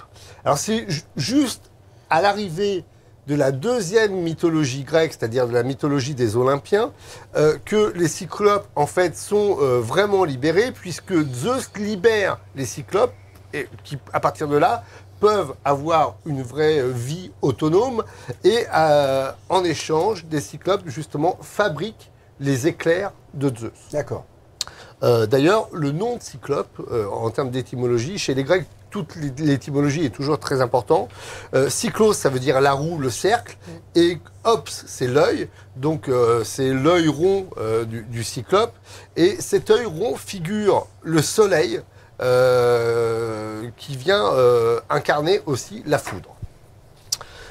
L'histoire la plus célèbre concernant les cyclopes, bien évidemment, c'est celle d'Ulysse et du voyage d'Ulysse, puisque Ulysse arrive dans le livre 9 de l'Odyssée avec son équipage sur une île où résident les cyclopes, dans une grotte, et ils sont prisonniers d'un cyclope qui s'appelle Polyphème, qui les emprisonne dans la grotte et qui les empêche de poursuivre leur voyage. Alors Ulysse, qui est réputé pour être rusé, va avoir une astuce. Il avait du vin, il fait boire le cyclope se détend un peu, devient un peu moins véhément, et il lui demande son nom. Et Ulysse lui répond « Je m'appelle personne ». Le cyclope est un peu bourré, il s'endort, et au moment où il s'endort, les hommes d'Ulysse lui crèvent son œil pour pouvoir s'échapper. Donc le cyclope rendu aveugle ne voit pas où sont Ulysse et son équipage, mais il hurle pour appeler ses congénères. Et quand ses congénères lui disent « Mais qu'est-ce qui se passe? Qui t'a fait du mal ?» Il répond bien évidemment « Personne ». Et donc les autres lui disent « Si c'est personne, on rentre chez nous ». Il était bon, le gars. Ah ouais, c'est dans l'Odyssée, c'est mot pour mot dans l'Odyssée. Donc voilà comment dire, l'anecdote la plus emblématique du cyclope. En tout cas, le cyclope était une entité extrêmement redoutée dans l'Antiquité grecque. Là, on est grosso modo au 7e, 8e siècle avant Jésus-Christ. Donc c'est vraiment quand même ancien. Autre cryptide grec, si on peut, je ne sais pas si on peut parler d'ailleurs de cryptide pour ces animaux mythologiques. Minotaure, ça peut être justement l'occasion de clarifier ce terme de cryptide qui est effectivement interprété de façon différente en fonction de qui l'entend. Mais cryptide, finalement, c'est une sorte de zone grise, c'est-à-dire c'est une entité qui pose problème dans le sens où on ne sait pas où la ranger. Est-ce que c'est de la zoologie ou est-ce que c'est de la mythologie? D'accord. J'ai tendance à dire qu'effectivement, le Minotaure, les centaures, etc. sont des figures mythologiques. Ouais. Donc c'est pas vraiment des cryptides parce qu'il n'y a pas vraiment de doute sur leur existence potentielle. Un homme croisé avec un cheval, c'est biologiquement impossible qu'on en trouve un jour, malheureusement. Pareil pour la sirène. Pas malheureusement. Pourtant, moi c'est pour l'homme. Ça te fascinerait? La sirène, on va en parler dans un instant. Mais effectivement, il y a comme ça des structures les chez Grecs, les organismes. Les Grecs croyaient vraiment à ces entités, c'est-à-dire qu'elles faisaient partie de leur quotidien. Mais comme les Égyptiens avec les hommes aux têtes de faucons, etc., il y a toujours eu ce mélange homme-animal. Des emprunts animaux dans la mythologie. Une des figures où il y a un mélange homme-animal, enfin, où il y a un mélange d'animaux différents, la chimère, qui laisse son nom au terme de chimère. On peut se demander si les cryptides ne sont pas justement chimériques. La chimère, c'était une créature malfaisante dont le corps tenait, alors pour moitié du lion, l'autre moitié de la chèvre, c'est hybride entre le lion et la chèvre, et elle avait, pour parfaire le tout, une queue de serpent. Donc là, on trouve... Avec le truc improbable, quand même. On trouve... on ne sait pas pourquoi. Regarde, quand tu vois sa représentation, tu dis, il y a un problème quand même. Là, on en trouve une description, là encore, dans l'Iliade, et non pas dans l'Odyssée, mais c'est toujours Homère qui en livre le plus ancien témoignage. Et alors, chose amusante, la chimère est traditionnellement considérée comme étant une femelle. C'est du côté des femmes que ça se passe. Elle aurait donné naissance au sphinx et au lion néméen. C'était un monstre qui était craint, considéré aussi comme présage de tempêtes et de naufrages et de catastrophes naturelles chez les Grecs anciens. Elle était réputée pour cracher du feu. Alors ça, c'est assez rare. On parlera des dragons. On parlera des dragons tout à l'heure. Mais justement, ça fait dire que c'était peut-être l'ancêtre du dragon. On parlait à l'instant des sirènes. Et effectivement, les sirènes sont un autre... alors, est-ce qu'il faut parler d'animal mythologique, en tout cas cryptide antique? Alors, contrairement aux idées reçues, les sirènes ne sont pas du tout des femmes poissons. Ça, c'est très tardif. En fait, les sirènes sont des oiseaux. Et on a dit, oui, c'est même pas c'est mi-homme, mi-oiseau. Et c'était en fait des oiseaux qui poussaient des cris qui ressemblaient à des chants de femmes. Et c'est pour les ça marins, comme les sirènes. dans les Ah, Cyclades, c'est ça ça, le chant des remontait sirènes. Comme les marins. sirènes poissons. Mais c'est marrant ce que tu dis. Ouais. Ah oui, mais d'ailleurs, on a là des illustrations. On voit bien que dans l'Antiquité, les sirènes étaient représentées sous forme de mi-homme ou mi-femme, mi-oiseau. Et ces chants, qui étaient des espèces de mélopées, amenaient les marins qui se disaient, tiens, il y a de la femme dans le coin, à détourner... Il y a de la belette, les gars. C'est ça. Et À tape sa table. détourner leur bateau et souvent à échouer sur des récifs, puisqu'on est dans les îles grecques, dans les Cyclades, voilà, et c'est des récifs assez détachés. Et puis surtout, on se rappelle que les Cyclades, c'est plein de vent et que le moindre C'est ça, animal qui devait un peu c'est- chanter et tout, ça devait faire des sons c'est absolument ça. envoûtants. Voilà. Et alors pourquoi et quand peut-être c'est passé en poisson les sirènes en fait du coup Bon, c'est très tardif, j'ai pas la date, Ouais. mais Moi, je crois que c'est à partir du effectivement, film Splash. la- Je pense que avec c'est Daryl Daryl Hannah et Hannah, Tom Hanks. Je crois que non, c'est non, là. mais t'as raison, il y a une bascule à un moment donné, C'est qui marrant, est un contresens sur la sirène au sens antique Ouais. du terme. On parle de monstres qui amènent à détourner des bateaux et à les faire s'échouer. Il y a deux cryptides qui ont laissé leur nom à la postérité. C'est Charybde et Scylla. Et d'ailleurs, on dit aller de Charybde en Scylla. Ça se termine mal. Ça se termine effectivement en général mal. Charybde et Scylla, c'est deux créatures qui sont deux créatures séparées qui vivent légendairement dans le détroit de Messine. Alors, qui était Charybde? Charybde, c'était la fille de Poséidon et de Gaïa. Et il se trouve qu'elle était assez gourmande et elle était même un peu bouboule et en permanence. Elle mange bien, voilà. d'accord. Elle était affamée. Il y a du rab à la cantine, les gars, parce que bon, j'en prendrai un petit peu. Elle avait tout le temps faim. D'accord. Et elle Vraiment avait dégoûtant. tellement faim qu'elle dévore le bétail d'Héraclès, le Ah ouais. fils d'Hercule, le fils de Zeus, pardon. Et celui-ci va la punir en l'envoyant donc au fond du détroit qui est identifié comme étant le détroit de Messine. Donc, première punition. Et puis, deuxième punition pour le détroit de Messine, qui était manifestement un lieu où on punissait les gens qui n'étaient pas gentils. Scylla. Alors, Scylla, elle n'a pas fait grand-chose. La pauvre, c'était une nymphe qui était très belle, dont un certain Glaucos était follement amoureux. Sauf que cet amour n'était pas réciproque, puisque Scylla n'aimait pas Glaucos. Et Glaucos va demander à un personnage dont on a déjà parlé ici, à Circé, de faire un envoûtement pour séduire Scylla. Et il se trouve que Circé tombe amoureuse de Glaucos. Et comme elle veut garder Glaucos pour elle, elle décide de punir Scylla, justement, en lui donnant un filtre qui va la rendre en monstre terrifiant et qui va être lui aussi dans le détroit de Messine. C'est pour ça qu'on dit no job in job. Tu vois, dès qu'il y a un problème, là, ça marche pas. Donc, voilà. Faut pas. Faut pas. C'est pas no bon. job in job, sachez-le, hein, jamais. C'est la lecture de la mythologie. Là, ça part toujours aux sucettes. Non, faut Dernier pas. personnage. Oui, d'ailleurs, on ne sait pas si ça part aux sucettes. Un dernier, cryptide extrêmement célèbre, Cerbère. Le chien à trois têtes, Il fait peur, lui. hein. ouais, qui est le fils d'Échidna et de Typhon, le frère d'Orthos, qui lui est un chien à deux têtes. Alors, ça, c'est un cryptide qui est assez, enfin, ou un monstre mythologique qui est assez intéressant, parce que l'interprétation du monstre à trois têtes est beaucoup plus profonde, et c'est ça souvent chez les Grecs. Il y a du symbole et du sens Il y a derrière. du sens, surtout. Ouais. Chacune des têtes, en fait, représente. Alors, il y a deux interprétations. Soit le passé, le présent et le futur. Ou alors la naissance, la jeunesse et la vieillesse. Bah, c'est à peu près la même chose. Ouais, c'est vrai que c'est à peu près pareil. Enfin, pas exactement non plus, mais enfin, oui, ça a trait. Non, te fous pas de ma gueule non plus. C'est bon, j'ai trouvé. Je vais dire à un moment donné, c'est bon. Donc Cerbère garde l'entrée des enfers et il empêche les morts de s'échapper de l'antre d'Hadès en empêchant justement les vivants de venir récupérer certains morts. Il se trouve que ce chien à trois têtes est attiré par la chair uniquement, donc il dévore les corps mais laisse passer les esprits dans les enfers et on ne peut plus en sortir par la suite, même si un certain nombre de héros ont cherché à, comment dire, à combattre le fameux Cerbère.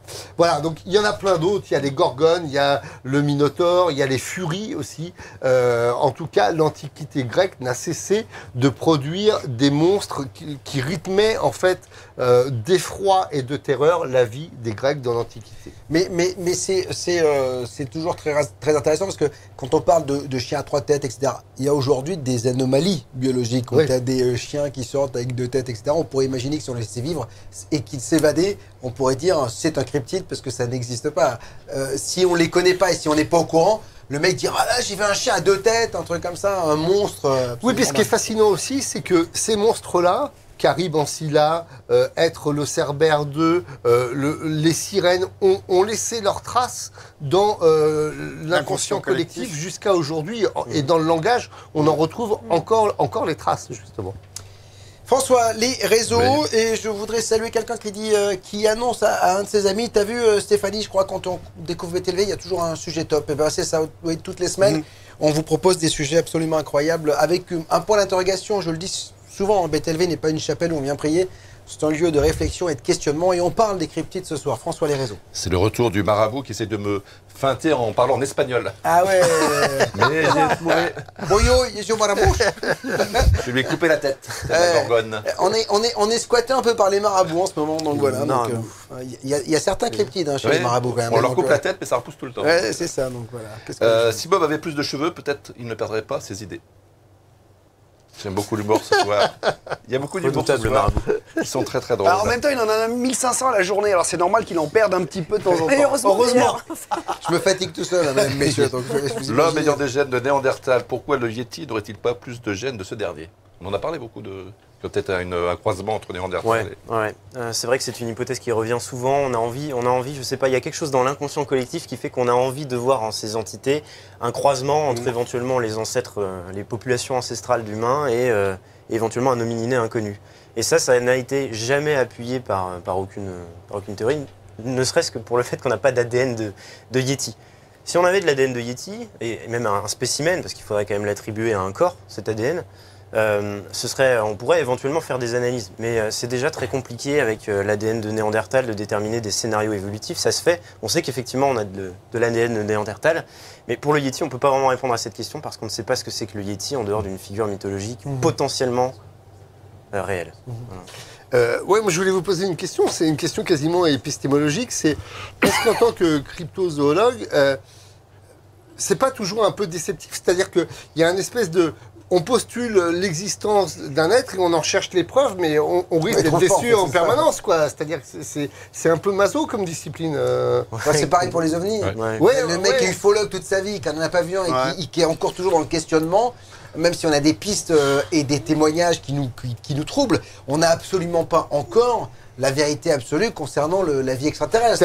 La question qui était derrière, c'est quel est le moteur en fait? C'est la découverte de l'être exceptionnel? Non, je pense que le moteur il est assez commun à nous tous, c'est juste le fait de s'amuser. D'accord. C'est Ok, l'amusement curiosité, quoi, c'est ça, de ok. s'ouvrir les portes du possible et d'éventuellement imaginer que quelque chose est possible. Après, les cryptozoologues, il y a différentes écoles, il y a des gens qui soit sont véritablement convaincus, et là ça devient vraiment une quête personnelle, que le cryptide en question existe. Et du coup, ils vont mettre tous les moyens toute leur à vie, disposition, presque toute leur vie parfois, pour montrer que c'est possible. Et effectivement, là, il y a le risque d'être fortement déçu si l'hypothèse de base qui est ce machin existe. Si c'est pas le cas, effectivement, on est très déçu. Mais aussi l'autre revers de médaille, c'est le cryptozoologue. Bon, c'est pas arrivé souvent, mais si, c'est arrivé souvent au cours de l'histoire, mais récemment beaucoup moins. S'il arrive à trouver l'objet de sa quête, c'est surtout qu'après, son travail est globalement passé sous silence, dans le sens où le cryptide va rejoindre la case zoologie. Ouais. Et aujourd'hui, qui se dit en voyant un panda ou un calmar géant qu'il y a eu un groupe de scientifiques derrière qui avaient spéculé leur existence et que c'était des Ouais, créatures c'est ça, imaginaires. quand c'est validé par l'OMS, classé ouais. par la Classé, science voilà, dans une... ça a son nom scientifique, voilà, le genre, l'espèce. Il y a un spécimen type, ça part en collection dans les musées. C'est quand même un peu ingrat Voilà. alors du coup. Non, mais- C'est un peu ingrat, mais en même temps, la quête est ultra amusante. Ouais, ouais. C'est vraiment le fait de chercher, c'est autant passionnant qu'éventuellement trouver quelque Comme chose. dans beaucoup de C'est un sciences, peu hein. le propre de BTLV. Comme je le dis, demain j'ai un extraterrestre avéré sur le plateau, je ferme la boîte. C'est-à-dire qu'en fait, moi, ce qui m'intéresse dans BTLV, c'est le parce que c'est le questionnement, mystère. c'est la recherche, c'est le mystère. Si Ouais. demain ils sont là, il va falloir qu'on trouve autre chose. Hein. Donc on fera cuisine et dépendance, je sais pas, un truc comme ça, BTLV. Tu feras les affranchis avec un reptilien, Voilà, avec un reptilien, Vénusien. Non mais tu vois, et je comprends un peu le mec qui est en quête perpétuelle, parce que la quête, elle te fait vivre aussi. Ouais, bien Elle sûr, te ouais. fait avancer, elle te motive, etc. François, on continue. Oui, j'ai dit au début de ma chronique, effectivement, il n'existe aucune formation universitaire, ni aucun institut scientifique officiel de cryptozoologie. Il y a des gens qui ne comprennent pas très bien, qui, je sais pas, ils ont un problème d'oreille. Et donc, ils mélangent un peu la formation universitaire de Louis. Enfin, c'est n'importe Non quoi. mais quoi. Louis est en université à la Sorbonne et fait de la biologie et des sciences naturelles. Voilà. C'est-à-dire qu'en fait, il n'y a pas de formation de cryptozoologue, Voilà. mais ça n'empêche pas de s'intéresser à la cryptozoologie. Oui, hein. c'est vrai. On est bien d'accord. Non, mais C'est que pour la souvent, plupart il- des gens, c'est un hobby. Oui, c'est ça, Plus donc que, faut plus pas que des oublier projets ça, quoi. professionnels. Souvent, il y a des gens sur les réseaux qui voudraient qu'on soit un peu une officier de la police, qu'on nous demande des diplômes, qu'on fasse des choses. On n'est pas là pour ça, quoi. Ouais, On fait confiance quand même aux gens, même si. Mais regardez BFM, je vous assure, Voilà. c'est vachement mieux. Donc vous allez voir, ils sont tous diplômés. Donc, Cependant, Pierre-Alexandre Ponant, qu'on voit régulièrement sur BTLV, je ne sais pas si tu l'as rencontré, mais il te fascinerait. Donc, Ah ouais, il faudrait que Ouais. je te mette en rapport avec lui parce que lui Ah travaille ouais. sur l'intelligence design Mhm. et l'ADN et la génétique. Alors là, c'est un truc de malade mental. Il faut vraiment faire une émission mais avec tous oui, les deux. là. avec les deux, Je pense ouais, que ce serait dément. j'y pense à Il y a- l'instant. Ouais, bravo. Il y a Alain qui dit si les Bigfoot existent, ils doivent être 5 ou 6 à tout casser, ils doivent s'emmerder, quoi. Ouais. Bah, C'est- c'est peut-être il y a ça solitaire, aussi. hein. C'est le problème des petites populations, c'est-à-dire qu'en termes de génétique, au bout d'un moment, quand la population est trop petite, ça périclite et la population. On sait qu'on a une île où on ne peut pas accoster parce que les gens sont plutôt de petite taille et ils voient personne. Il faut surtout pas, c'est interdit d'aller. Et d'ailleurs, ceux qui y vont, l'État ne garantit pas leur survie. Et souvent, ceux qui y vont, ils sont tués. Il y a un prêtre récemment qui est. Voilà, et ils sont tués. Et ils ont le droit Ah de les oui, tuer. d'accord, C'est-à-dire qu'en effectivement, fait, ouais. c'est un truc très particulier. Donc on sait très bien que là aussi, c'est en autarcie. À un moment donné, ça va un peu Il disparaître. peut y avoir des Mais en problèmes de même, consanguinité. en même temps, il y a des espèces, notamment chez les oiseaux, qui vivent tout seuls ou à deux. Alors oui, mais c'est juste un problème d'échelle, c'est-à-dire qu'effectivement, il y a des oiseaux qui vivent en couple, parfois même toute leur vie. Ouais. C'est des espèces très monogames, les oiseaux. Mhm. Il y a beaucoup de monogamie chez les oiseaux. Mais par contre, en fait, si on élargit, il y a toujours des liens génétiques avec des populations qui sont autour. C'est-à-dire que les oiseaux vivent pas à deux de façon parfaitement isolée. Ils vont faire des enfants qui vont disperser, etc. Donc il y a vraiment des populations interconnectées. Ils vivent pas à Mais deux. pour toi, Louis, qu'est-ce qui est le plus important, c'est de trouver un Tu animal. l'as appelé Louis, ça veut dire qu'en fait, il est passé du côté espagnol. Quoi. J'ai pas dit Louis, j'ai dit Louis. Alors, on va voir le ralenti. Louis, s'il vous plaît, le Louis, ralenti. c'est le Alors, si jamais lundi, Ouais. lors de la libre antenne, je te sors le ralenti que tu as dit Louis, tu me Non. payes quoi? Ce que tu veux. Ah, alors quoi, j'ai une liste comme ça. Mercredi prochain, t'amènes une paella pour tout le Dites-moi monde. si sur les réseaux vous avez entendu oui, Louis. oui, Parce que nous, on l'a sûr. Une paella pour tout le monde la semaine prochaine. Bon, Ah, pas mal, je hein, pose paella. ma question. Ah, Louis. Question. Est-ce que tu es plus intéressé par trouver un animal extraordinaire, une chimère proche d'un animal ou proche d'un humain? Déjà, la question de base, est-ce que je suis intéressé par trouver un animal? Quand j'étais petit, oui. Mhm. Et en fait, plus je me suis penché sur la cryptozoologie, plus j'ai trouvé l'approche de recherche plus fascinante finalement, parce que quand vous abordez la cryptozoologie sérieuse, vous êtes forcément obligé de sacrifier une part de rêve. Parce que vous vous rendez compte que scientifiquement, il y a des théories qui ne tiennent pas, qu'on ne peut pas défendre, et donc on ne peut même pas espérer. Et ça, c'est un travail que j'ai fait, donc j'ai dû revoir mes rêves à la baisse, évidemment, mais la recherche, elle, reste passionnante. Après, la question animaux ou humains, en réalité, je trouve la question de l'homme sauvage passionnante, parce qu'effectivement, c'est des entités qui sont décrites comme étant très proches de nous. Mais ouais, en fait, les hommes sauvages, il y en a partout, sur tous les continents, dans tous les mythes, il y a des hommes sauvages partout. Ils ne Ce sont que je trouve, pas mi-animaux, mi-animal, mi-humain quand même. Il y a pas de, après, moi, en tant que minotaure biologiste, ou de- j'ai quand même un point de vue sur le vivant qui est uniforme, c'est-à-dire que pour moi, l'humain est un animal. Il n'y a pas de distinction à faire. L'humain ne descend pas du singe, il est un singe. Enfin, je veux dire, en termes évolutifs, l'humain, il est vraiment, pour moi, dans la même case que tout le monde, sur la même échelle. Je dis pour moi, mais c'est pour tous ceux qui s'intéressent à la biologie évolutive et à la biologie en général. C'est-à-dire qu'on ne peut pas sortir l'humain de la case de tous les autres êtres vivants. On devrait parler d'animal humain d'ailleurs. On devrait parler de... Ils n'ont pas l'être d'être humain, humain. finalement, Homo sapiens, c'est une espèce parmi tant d'autres, quoi. Après, effectivement, nous, on la voit à travers le spectre de nos propres émotions, donc forcément, on a envie de se valoriser. Mais bon, pour le biologiste, c'est un objet d'étude comme un autre. Et donc, tous les cryptides qu'on décrit comme des hommes sauvages, forcément, eux, par contre, ils sont plus proches de nous que d'autres animaux. Mais ça reste des animaux, quoi. Mais la problématique de Homme Sauvage est très intéressante parce qu'elle est omniprésente, quoi. Alors, on a parlé de la libre antenne de lundi, d'ailleurs qu'il n'y aura pas, parce que c'est le lundi de Pâques, donc voilà, sachez-le. Mais dans tous les cas, si vous voulez témoigner, si vous avez vécu quelque chose d'extraordinaire, d'assez incroyable, eh bien, n'hésitez surtout pas. Vous avez vécu quelque chose d'étrange, de mystérieux. Je regarde et donc je donne les jumelles à mon ami. J'étais là observé.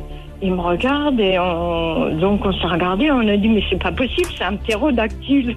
Depuis ce jour-là, vous ne pouvez pas vous empêcher d'y penser. Deux engins, je dirais non conventionnels, qui étaient en forme de polygone, de couleur marron, qui éclairaient, qui volaient à peu près à une cinquantaine de centimètres du sol. Vous n'avez jamais osé en parler autour de vous, de peur d'être jugé. Donc j'ai ouvert les yeux et dans l'encadrement de la porte de ma chambre, j'ai vu la silhouette d'une silhouette de petit garçon. Vous avez toujours eu peur d'être pris pour un fou. Je suis sorti sur ma terrasse et puis j'ai regardé aux jumelles. Alors c'était des boules jaunes, 4 boules jaunes au début qui étaient stationnaires et ensuite qui ont commencé à bouger. La libre antenne BTLV est là pour vous. Sans jugement, sans censure, en tout anonymat. Témoignez de ce que vous avez vécu. Envoyez un mail à rédaction@btlv.fr. Je vais en parler après. Voilà, la libre antenne est à votre disposition, sans jugement, on le dit, et surtout en tout anonymat, c'est important, vous pouvez témoigner, on change de nom, on fait ce que vous voulez, dans tous les cas, rédaction@btlv.fr au 01 86 22 21 20. Quand on n'est pas là, vous laissez un message et on vous rappelle. On va évoquer Louis Chevillard, et pas Louis Chevillard. Non, je dément fortement, monsieur Belenca. Tu peux démentir, je vais te dire un truc, je sais que je vais avoir ma place et mon rond de serviette au restaurant pendant une année. Parce que tu m'as dit ce que je voulais tous les midis. Donc, Louis, on va évoquer le cinéma, parce que alors pour le coup, le cinéma s'est fortement intéressé aux cryptides et on a fait des animaux assez particuliers dans certains films. On va voir ça avec Thierry.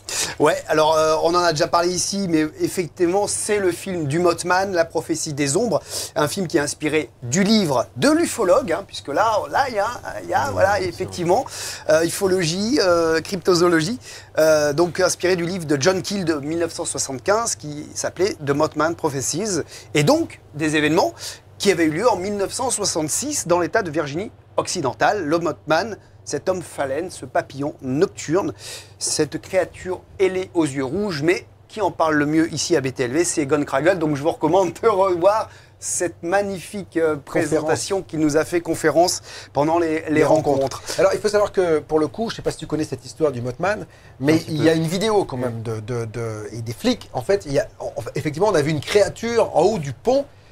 Et il aurait annoncé justement la catastrophe qui va arriver, on va en parler peut-être avec Thierry par la suite, mais il y a une photo de quelque chose d'assez grand, avec ses yeux rouges et ailés, donc voilà. Mais il y a une fois, on l'a vu, et ça a apporté plein de choses. Mais il y a aussi l'ufologie qui rentre dans le truc. Dedans. Pour parler du film, donc c'est à Washington, avec Richard Gere et Laura Linney. La femme d'un journaliste, effectivement, lui dit, voilà, j'ai vu cette créature, j'ai vu... une créature ailée avec des yeux rouges, et elle meurt juste après. Et en fait, durant le film, chaque personne qui aurait vu ce cryptide va mourir juste après. Ouais. Mais c'est vrai que tous les gens qui le voient ont des prophéties, deviennent médiums, voyants, enfin il y a plein de choses et il va se passer ce que tu vas, j'imagine, évoqué dans The Mothman Upon Pleasance. Alors, je vous laisserai voir tout ça, parce qu'il y a effectivement l'écroulement du pont. Qui a fait des dizaines de morts, quand même. Voilà, on a dit que c'était le Mothman qui avait annoncé le truc. Après, on en a beaucoup moins entendu parler. Il a disparu après. Voilà. On l'a vu une fois dans les années 60, et puis c'est fini. Et c'était terminé. En tout cas, il y a ce documentaire qui retrace toute cette histoire du Mothman. Ce sont des interviews, ce sont des... donc, The Mothman of Point Pleasant de 2017. C'est un documentaire. C'est un documentaire, très bien fait, qui retrace effectivement... Pas aussi bien qu'Egon Kragel. Mais regardez la conférence d'Egon Kragel des rencontres. Elle était grandiose, avec plein de documents d'époque, etc. Incroyable. Des interviews de gens qui l'ont vu, des témoins et tout, c'était fabuleux. Donc, en tout cas, ce documentaire va retracer l'histoire jusqu'à cet effondrement du Silver Bridge. Alors, pour parler, moi j'aime beaucoup le Yeti parce que je suis un fan de Tintin et ce cryptide qui est gentil en plus hein, dans Tintin, puisqu'il sauve Tintin, le petit garçon. Non, Le petit garçon, c'est ça.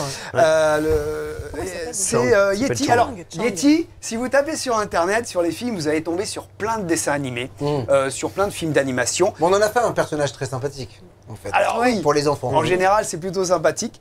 Et celui-ci, eh bien, n'est pas très sympathique. Il est plutôt friand de chair humaine. Dans Yeti de Paul Ziller de 2008, eh bien, un crash d'avion va mettre en confrontation les survivants du crash avec cet homme des neiges. Et effectivement, il a faim.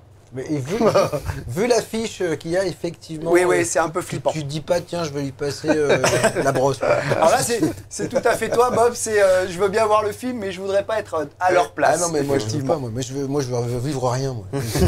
Surtout, j'en parle. Alors, si vous avez aimé le projet Blair Witch, eh bien, vous pouvez regarder Exist de 2015, puisqu'effectivement, Eduardo Sanchez s'est attaqué au Bigfoot. S'est attaqué avec sa caméra. Alors, on est en mode documentaire, caméra à épaule. Effectivement, on est tout à fait dans le style de film projet Blair Witch. Mais le rythme du film va nous faire... on connaît le système, on connaît ce type de réalisation, mais ça marche plutôt bien. À chaque fois, quand même. Voilà, ça marche à chaque fois. Et là, le rythme est bien soutenu. Donc, on oublie un peu qu'il refait un petit peu la même chose et on lui pardonne. Et donc, c'est l'histoire de 5 amis qui partent faire une virée au Texas dans un secteur qui semble avoir été déserté par les habitants. Voilà les films que vous devez voir, hein, bien sûr. Alors, on peut imaginer quand même, Louis, c'est que l'homme... Il y a toujours ce rapport avec la dureté, je disais tout à l'heure par rapport aux articles que j'ai écrits, sur la violence de l'animal. C'est-à-dire qu'on sait que quand on fait de la plongée, qu'on n'est pas chez nous. C'est-à-dire qu'un requin, si vous l'emmerdez pas, il vient pas vous faire chier, donc ne faites pas chier, quoi. Et là, c'est un peu ça. C'est-à-dire que toutes les expéditions qui emmènent les gens dans la forêt, on peut imaginer que ça le dérange dans son habitat naturel et que finalement, il se défend comme n'importe quel animal. Oui. C'est vrai que souvent, on craint, enfin, il y a cette espèce de peur latente chez le grand public des animaux sauvages.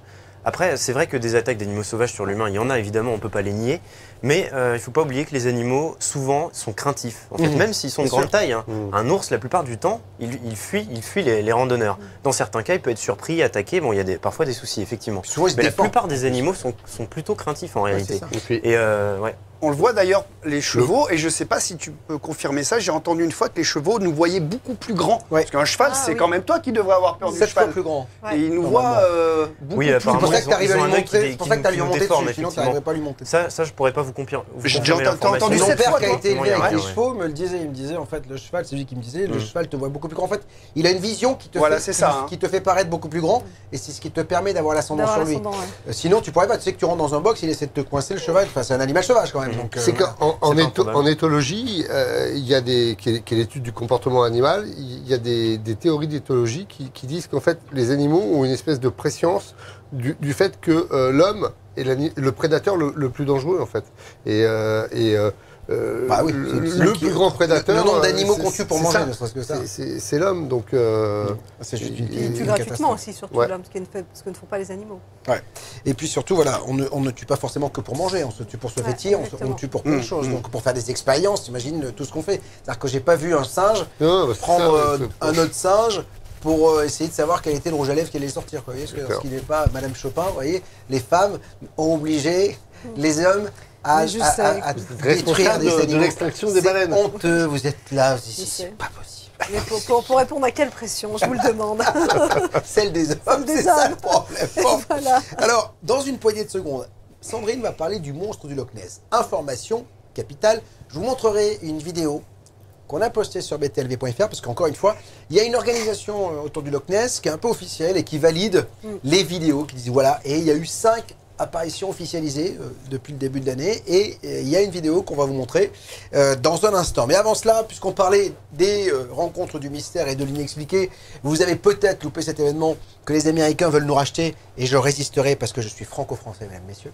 Eh bien, ce sont les rencontres du mystère et de l'inexpliqué, mais dans tous les cas, j'ai fait une François Desmier là, il y a une conférence magnifique, celle de Egon, et puis il y en a plein d'autres, c'est les replays qui sont à votre disposition.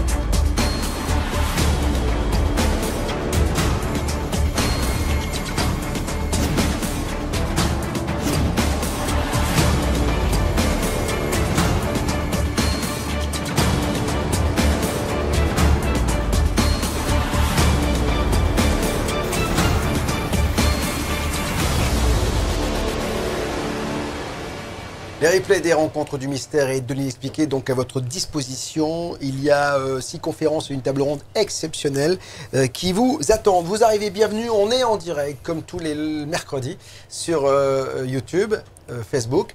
Et puis Twitch depuis peu, ceux de BTLV. Alors n'hésitez pas à partager, faites découvrir autour de vous BTLV à vos amis.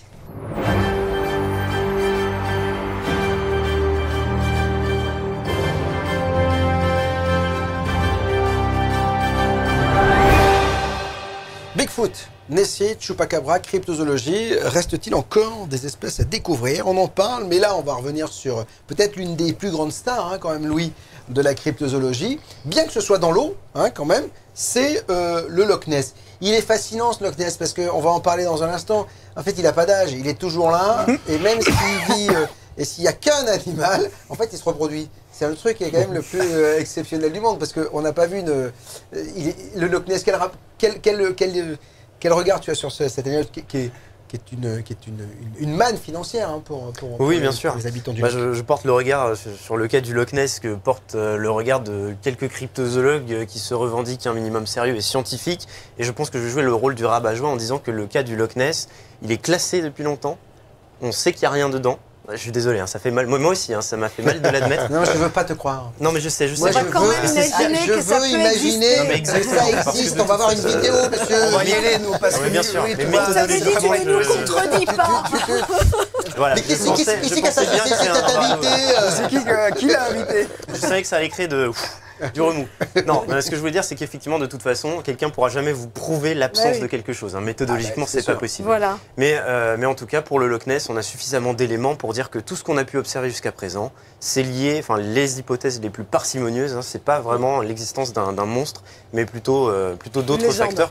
Il y a des gros poiscailles, on sait qu'il y a des grosses anguilles. C'est une pure légende pas urbaine. En réalité, le Loch mais... Ness, vous aurez beau lui couper la tête 2-3 fois, en fait, c'est une légende qui perdure parce qu'elle est fascinante, on l'adore. Ouais. Et de toute façon, on aura beau mettre le dossier sur la table, de toute façon, il y aura toujours des gens pour dire on le voit. Mais c'est comme les fantômes en Écosse, ça fait partie du truc. C'est ce que j'allais dire. Moi, j'y suis allé au Loch Ness et quand tu vois le décor, en fait, c'est très bizarre. Ouais, c'est ça. Le décor te plonge immédiatement dans un univers où forcément. Et tu sais que j'irai pas me baigner. Ah ben moi même si, tu vois, si tu sais que c'est pas vrai. Voilà, j'irai pas me baigner, tu vois. Mais on ne sait jamais. En plus, les eaux sont noires, tu sais. Est-ce que s'il n'existe pas aujourd'hui, est-ce qu'il aurait quand même pu exister justement il y a quelques décennies ou quelques siècles? Parce qu'il y a bien une légende, il y a bien. On aurait un départ à la légende. Alors on va y venir parce que Monsieur Louis Chevillard. Alors justement, on va en parler. Ok, donc on peut peut-être faire le débrief et on voilà, comme ça, voilà, je vais pouvoir quand même faire ma chronique. Avant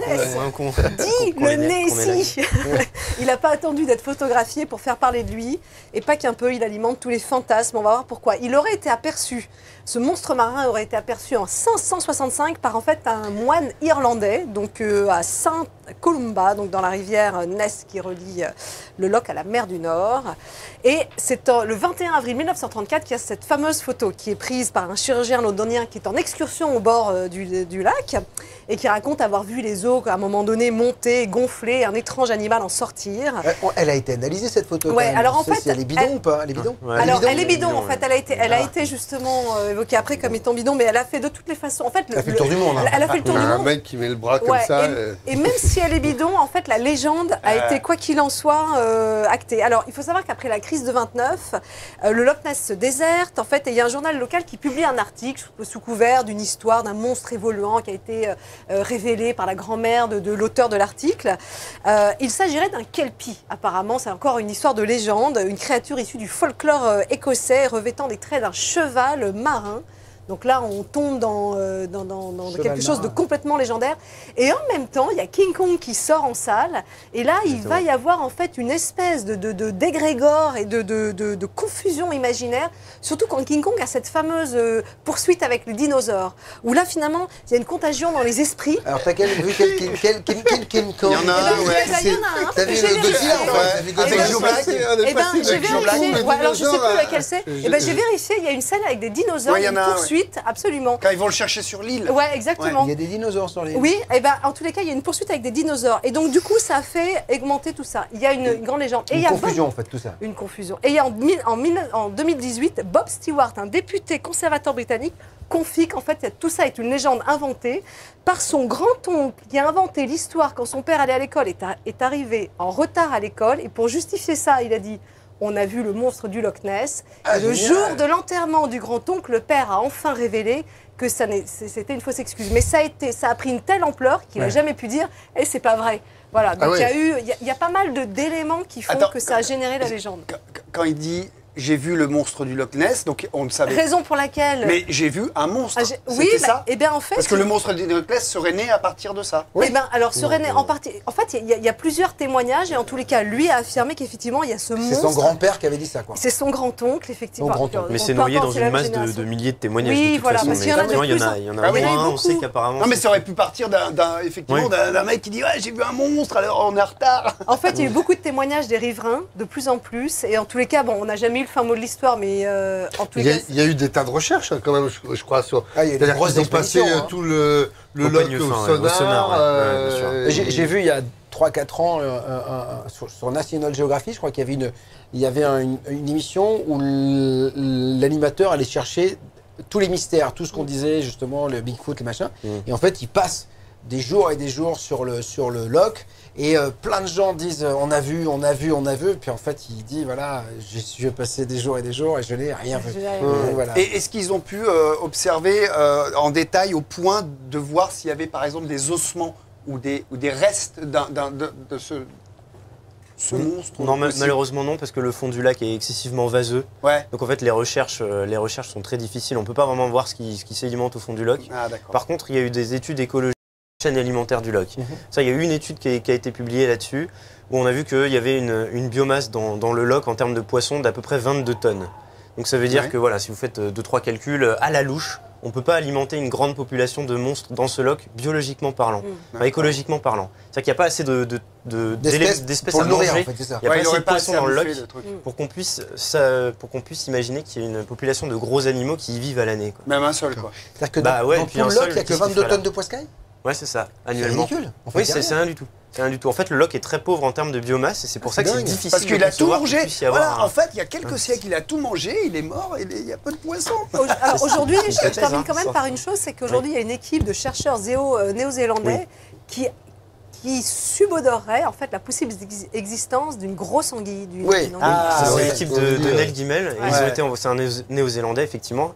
Lui, il a publié un projet de recherche pour le rendre un petit peu sexy. Je présume qu'il a dit bon, on va essayer de voir s'il y a un ADN étranger dans le Loch Ness. Mais le vrai projet de cette recherche, c'était de développer une méthode d'ADN environnementale. Ça, c'est hyper sympa comme méthode parce que ça vous permet de prélever de l'eau dans l'environnement et ensuite de faire des analyses ADN sur tous les traces d'ADN qui flottent dans cette eau et donc éventuellement faire un inventaire des espèces présentes dans le milieu sans même les trouver.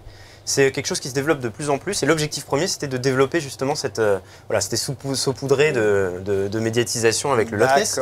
Et malheureusement, il n'a pas trouvé d'ADN inconnu. Il a trouvé que des ADN qui correspondaient à des espèces qu'on connaissait. Ouais, mais c'est parce que c'est dans les sédiments, c'est planqué. Évidemment, on peut toujours rajouter des hypothèses ad hoc pour expliquer que voilà. Et en fait, il a vu qu'il y avait une énorme quantité d'ADN d'anguilles quand même dans ce loch.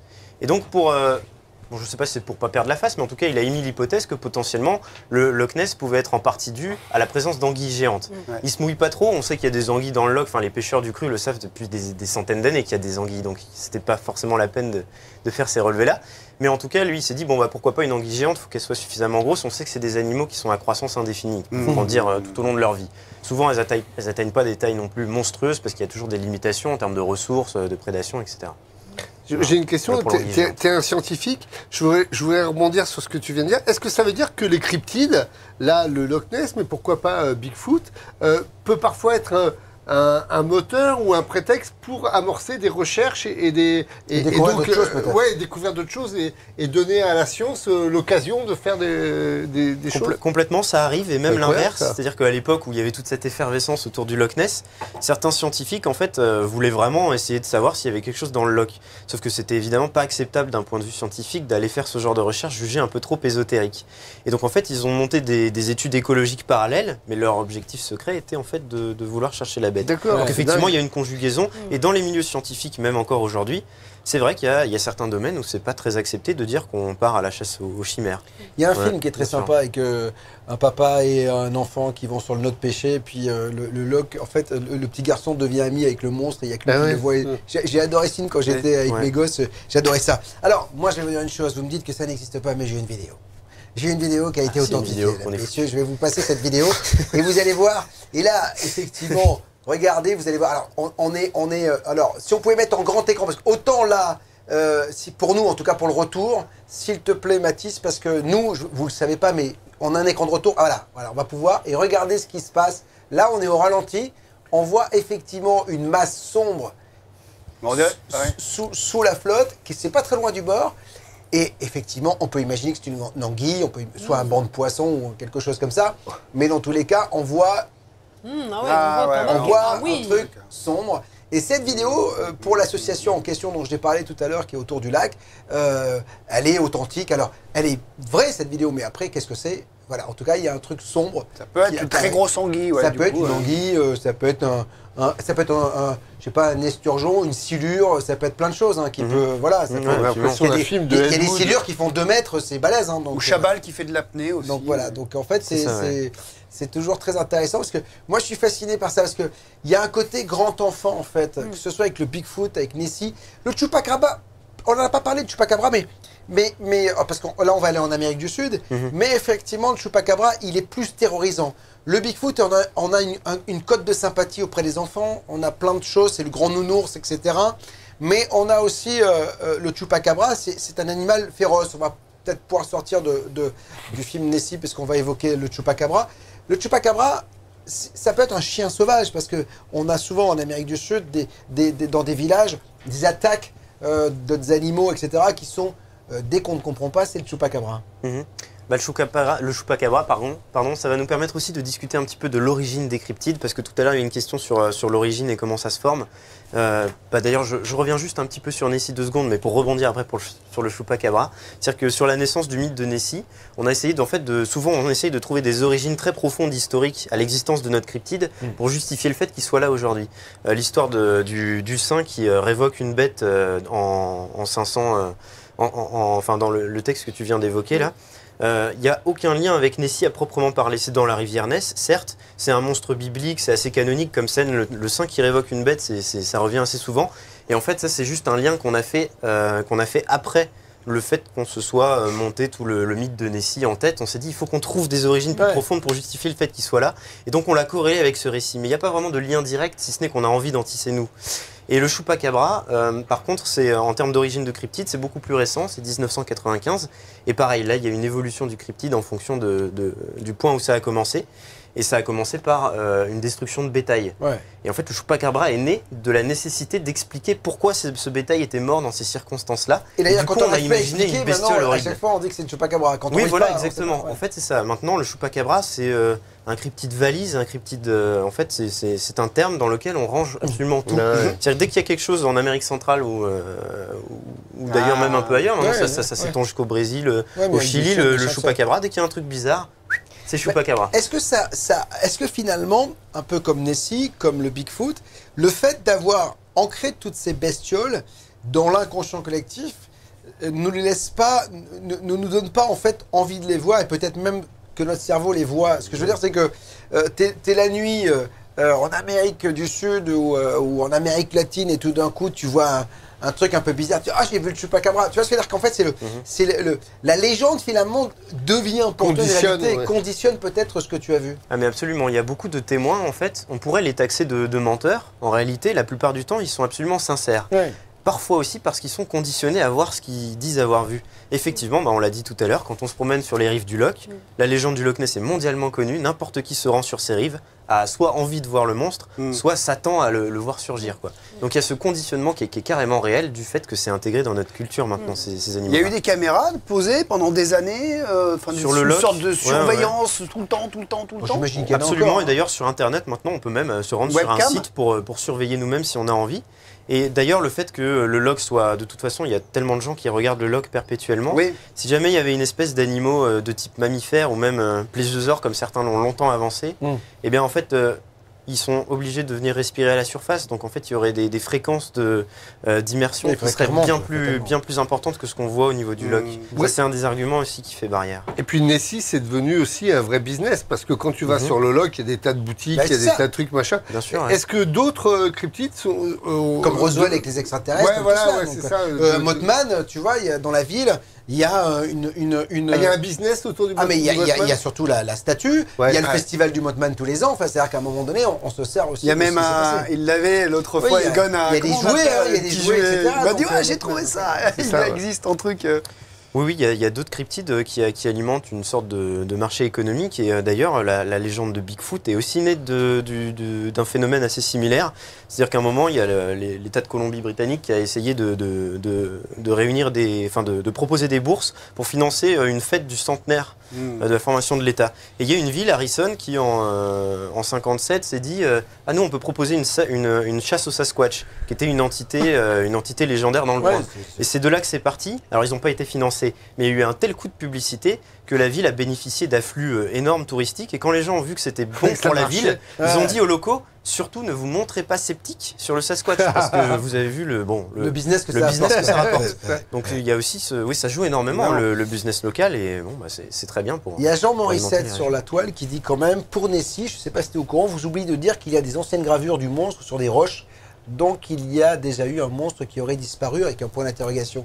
Est-ce qu'on a retrouvé parce que par exemple dans des grottes... Des artefacts un ouais, peu, ouais. voilà, des choses, non tu sais pas ça J'ai si on a jamais retrouvé entendu de parler d'une gravure gravure qu'on Non. aurait reliée à Nessie. D'accord. Pourquoi pas, mais après, c'est comme je disais, ce sont des hypothèses qu'on rajoute ad D'accord. hoc, on appelle ça des hypothèses ad hoc. Ouais. C'est-à-dire que pour étayer une thèse, on essaye de trouver des arguments pour la faire Pour la survivre. rendre Est-ce crédible. qu'on a vraiment un lien? Est-ce qu'on était à la place du peintre qui a effectué ces gravures-là? Est-ce qu'on était dans sa tête pour se dire que lui, est-ce que c'était symbolique ce qu'il faisait ou est-ce Non, que mais c'est c'était un vraiment peu une comme toutes les observation? gravures qui C'est montrent comme- les c'est comme beaucoup de soucoupes choses, volantes, bien les extraterrestres, les grandes têtes, on ne sait jamais où est la réalité, où est la fiction, où est-ce que la créativité et puis le talent, parce qu'à un moment donné, moi tu me fais dessiner une tête, je te fais un extraterrestre, hein, je te fais un rond avec 2 yeux et une bouche. Hein, tu vois, Un smiley.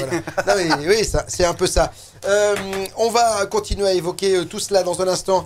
On va parler du dragon, justement. On va évoquer l'ADN de Bigfoot, du Bigfoot qu'on a retrouvé dans les Appalaches, qu'on aurait retrouvé dans les Appalaches, avec mon François. Mais François, un point sur les réseaux. Et alors, il faudrait qu'un Bigfoot beltévien témoigne sur BTLV, on l'attend. Un Bigfoot BTL vient. Voilà. Pourquoi, il y a un problème, monsieur? Ah non, pas du tout. Moi, j'essaie de traduire parce que souvent, t'es crédité, on dirait Canal Plus des fois, tu sais, donc... Silence est beau. Bonsoir de la Réunion, je viens de regarder mes orteils et j'ai vu un Bigfoot. Oh, Ce bravo. soir. Bonne vanne. Voilà. Là, il y a Jean aussi. Il y a Christian qui dit: savez-vous que Rudolf Messner, le grand alpiniste, a dit aussi l'avoir vu et il croit également. Les gens ne sont pas prêts à croire qu'il y a d'autres créatures que leur petit ego. Moi, j'ai vu une créature dans une rivière en Savoie en 73, style petit gris. Alors, venez témoigner, on a la libre antenne pour cela, parce qu'encore une fois, si vous gardez les témoignages pour vous, ça n'a aucun intérêt. Partagez-les. Rédaction@btlv.fr, vous envoyez vos coordonnées, on vous rappelle et on vous fait passer en tout anonymat dans la libre antenne. Alors, le cas de Rudolf Messner, vous... Oui, c'est assez connu. L'alpiniste a été fasciné par une observation qu'il aurait fait dans la montagne. Bon, c'était un grand vadrouilleur, hein, évidemment. Et à un moment, il aurait rencontré quelque chose qu'il considérait comme étant le Yeti.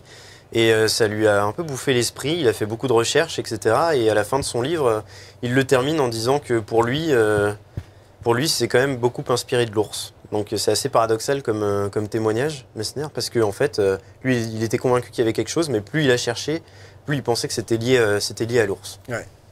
Véronique, pourquoi ne pas envisager que tout provienne de mondes parallèles qui se chevaucheraient parfois et permettraient aux humbles humains que nous sommes de les voir? Why not? Une Possible, hypothèse, mais hein. non testable. Voilà, malheureusement. on parle de multidimensions, certains y voient des extraterrestres venus de ces autres dimensions, des gens du futur, Oui, bien etc. sûr.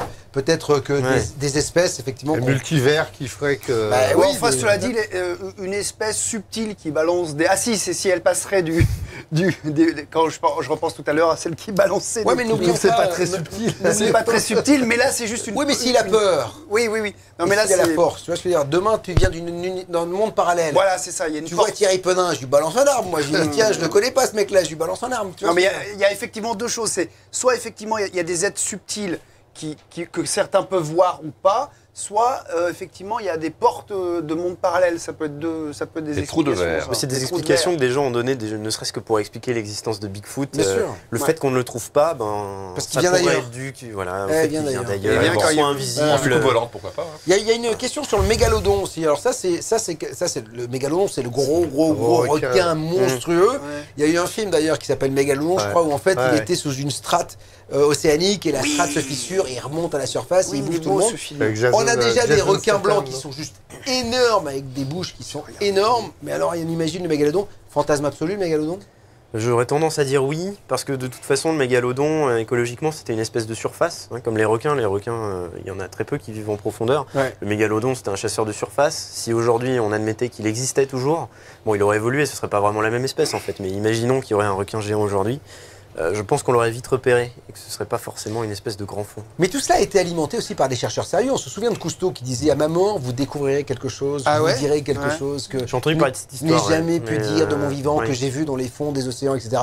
Et en fait, il n'a jamais rien dit. C'est-à-dire que, alors soit c'est un héritage pour alimenter le fantasme et que les gens s'intéressent un peu au fond des océans, mais c'est vrai qu'il avait dit ça. Donc, et on n'a toujours rien retrouvé. Il y a Polyèdre qu'un dogman aurait été signalé en forêt de Compiègne en 1989.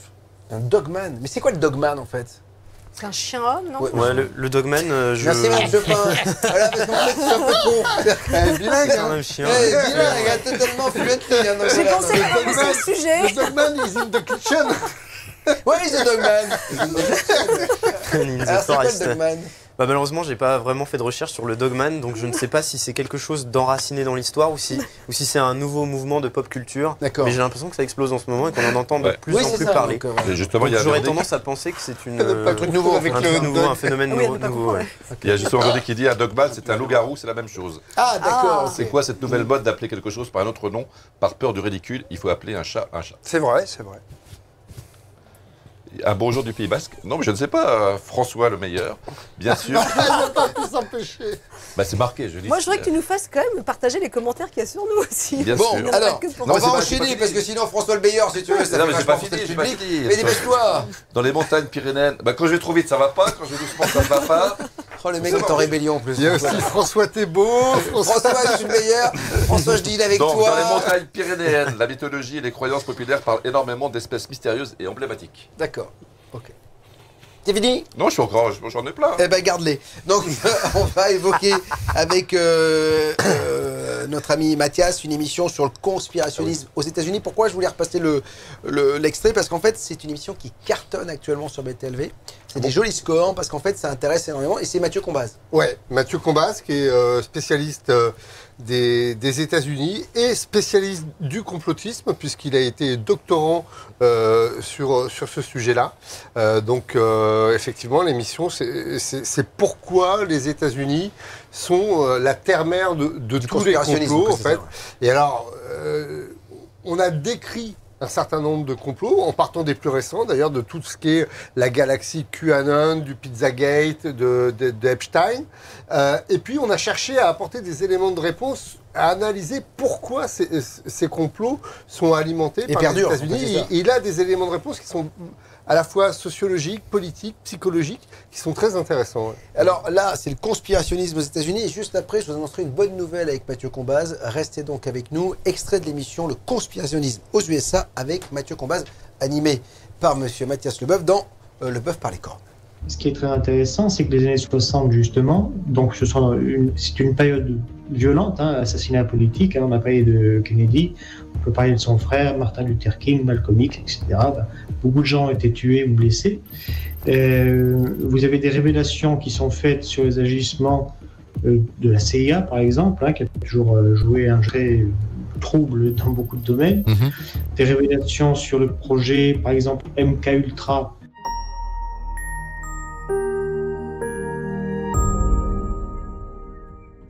qu'on a donné ainsi, enfin qui se nommait ainsi. Qui était un projet de contrôle de l'esprit, c'est ça?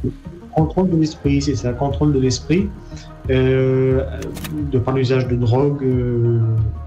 On sait que ça s'est passé, que ça s'est produit, que ça a eu énormément de résultats manifestement, mais ça a été révélé au public à la fin des années 60, au début des années 70. Voilà le conspirationnisme aux USA, c'est une très belle émission avec Mathieu Combaz. Et Mathieu reviendra la semaine prochaine avec l'énigmatique aéroport de Denver. On l'a déjà abordé ce sujet sur BTLV il y a 7-8 ans. Il est énorme cet aéroport. C'est un sujet délirant qui a donné lieu justement à des tas de théories plus ou moins complotistes.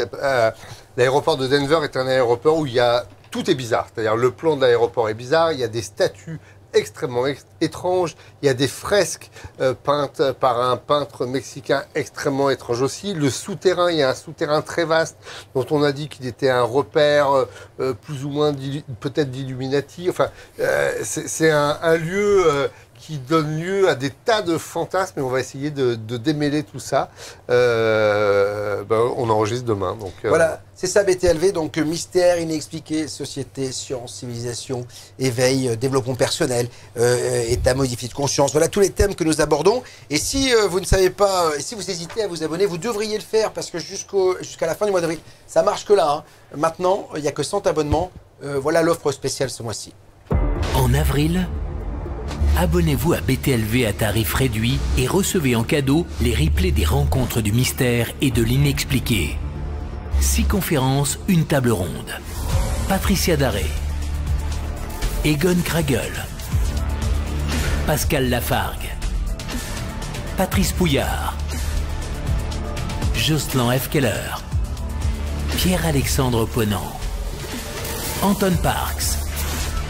En avril, offrez-vous BTLV en illimité à tarif réduit et recevez en cadeau les replays des rencontres du mystère et de l'inexpliqué. Profitez de cette offre sur btlv.fr ou via le lien dans le chat. Dépêchez-vous, il n'y a que 100 abonnements disponibles.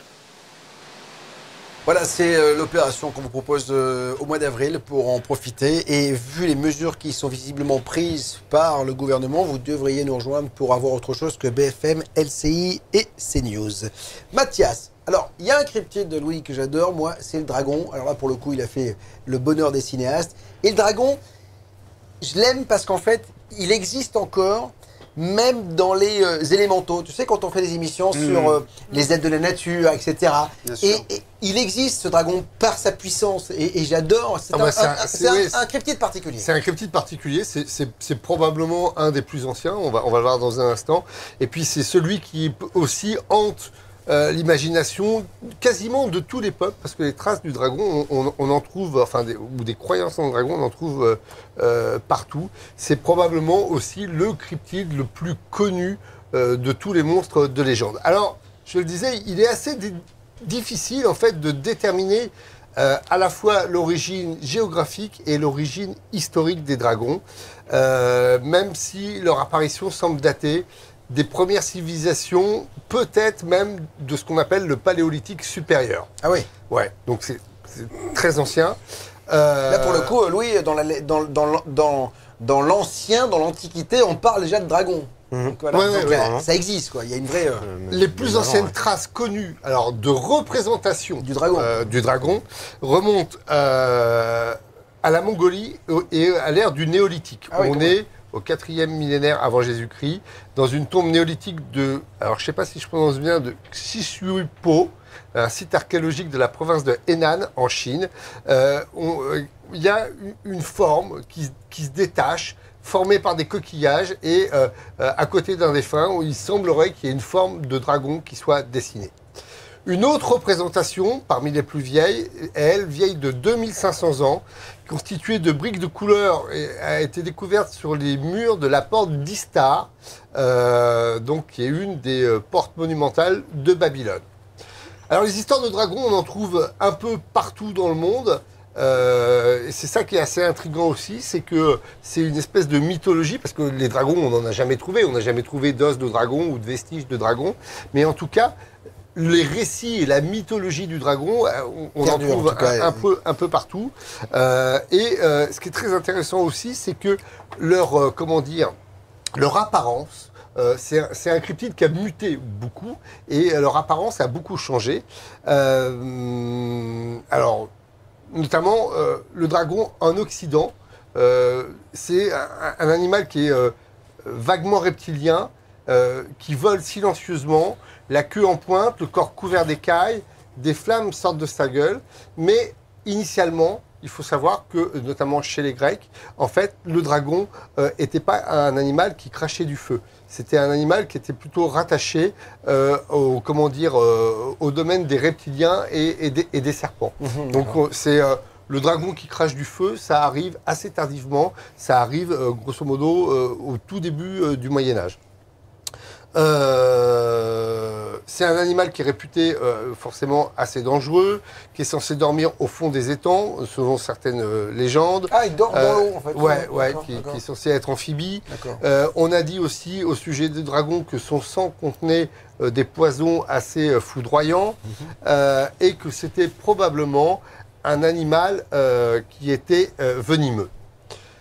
J'en viens aux Grecs, puisque tout à l'heure on a évoqué les cryptides grecs, et c'est ce que je disais. Déjà, dans l'Antiquité grecque, on parlait des dragons.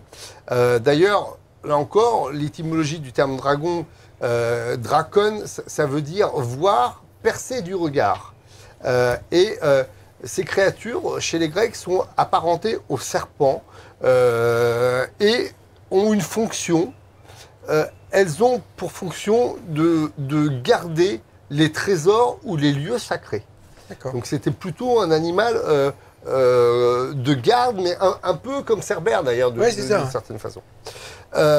Et puis le symbole du dragon va fortement évoluer, je le disais, au Moyen-Âge.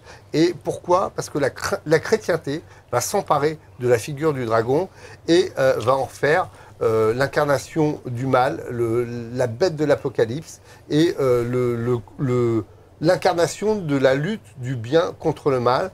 Le dragon, c'est quoi? C'est le serpent maudit qui est chassé du paradis par l'archange Saint-Michel. Et puis on a un autre, on parlait de saint tout à l'heure, mais il y a un autre saint qui est assez connu qui combat le dragon. Alors l'archange Saint-Michel, c'est dans l'Apocalypse selon Saint Jean.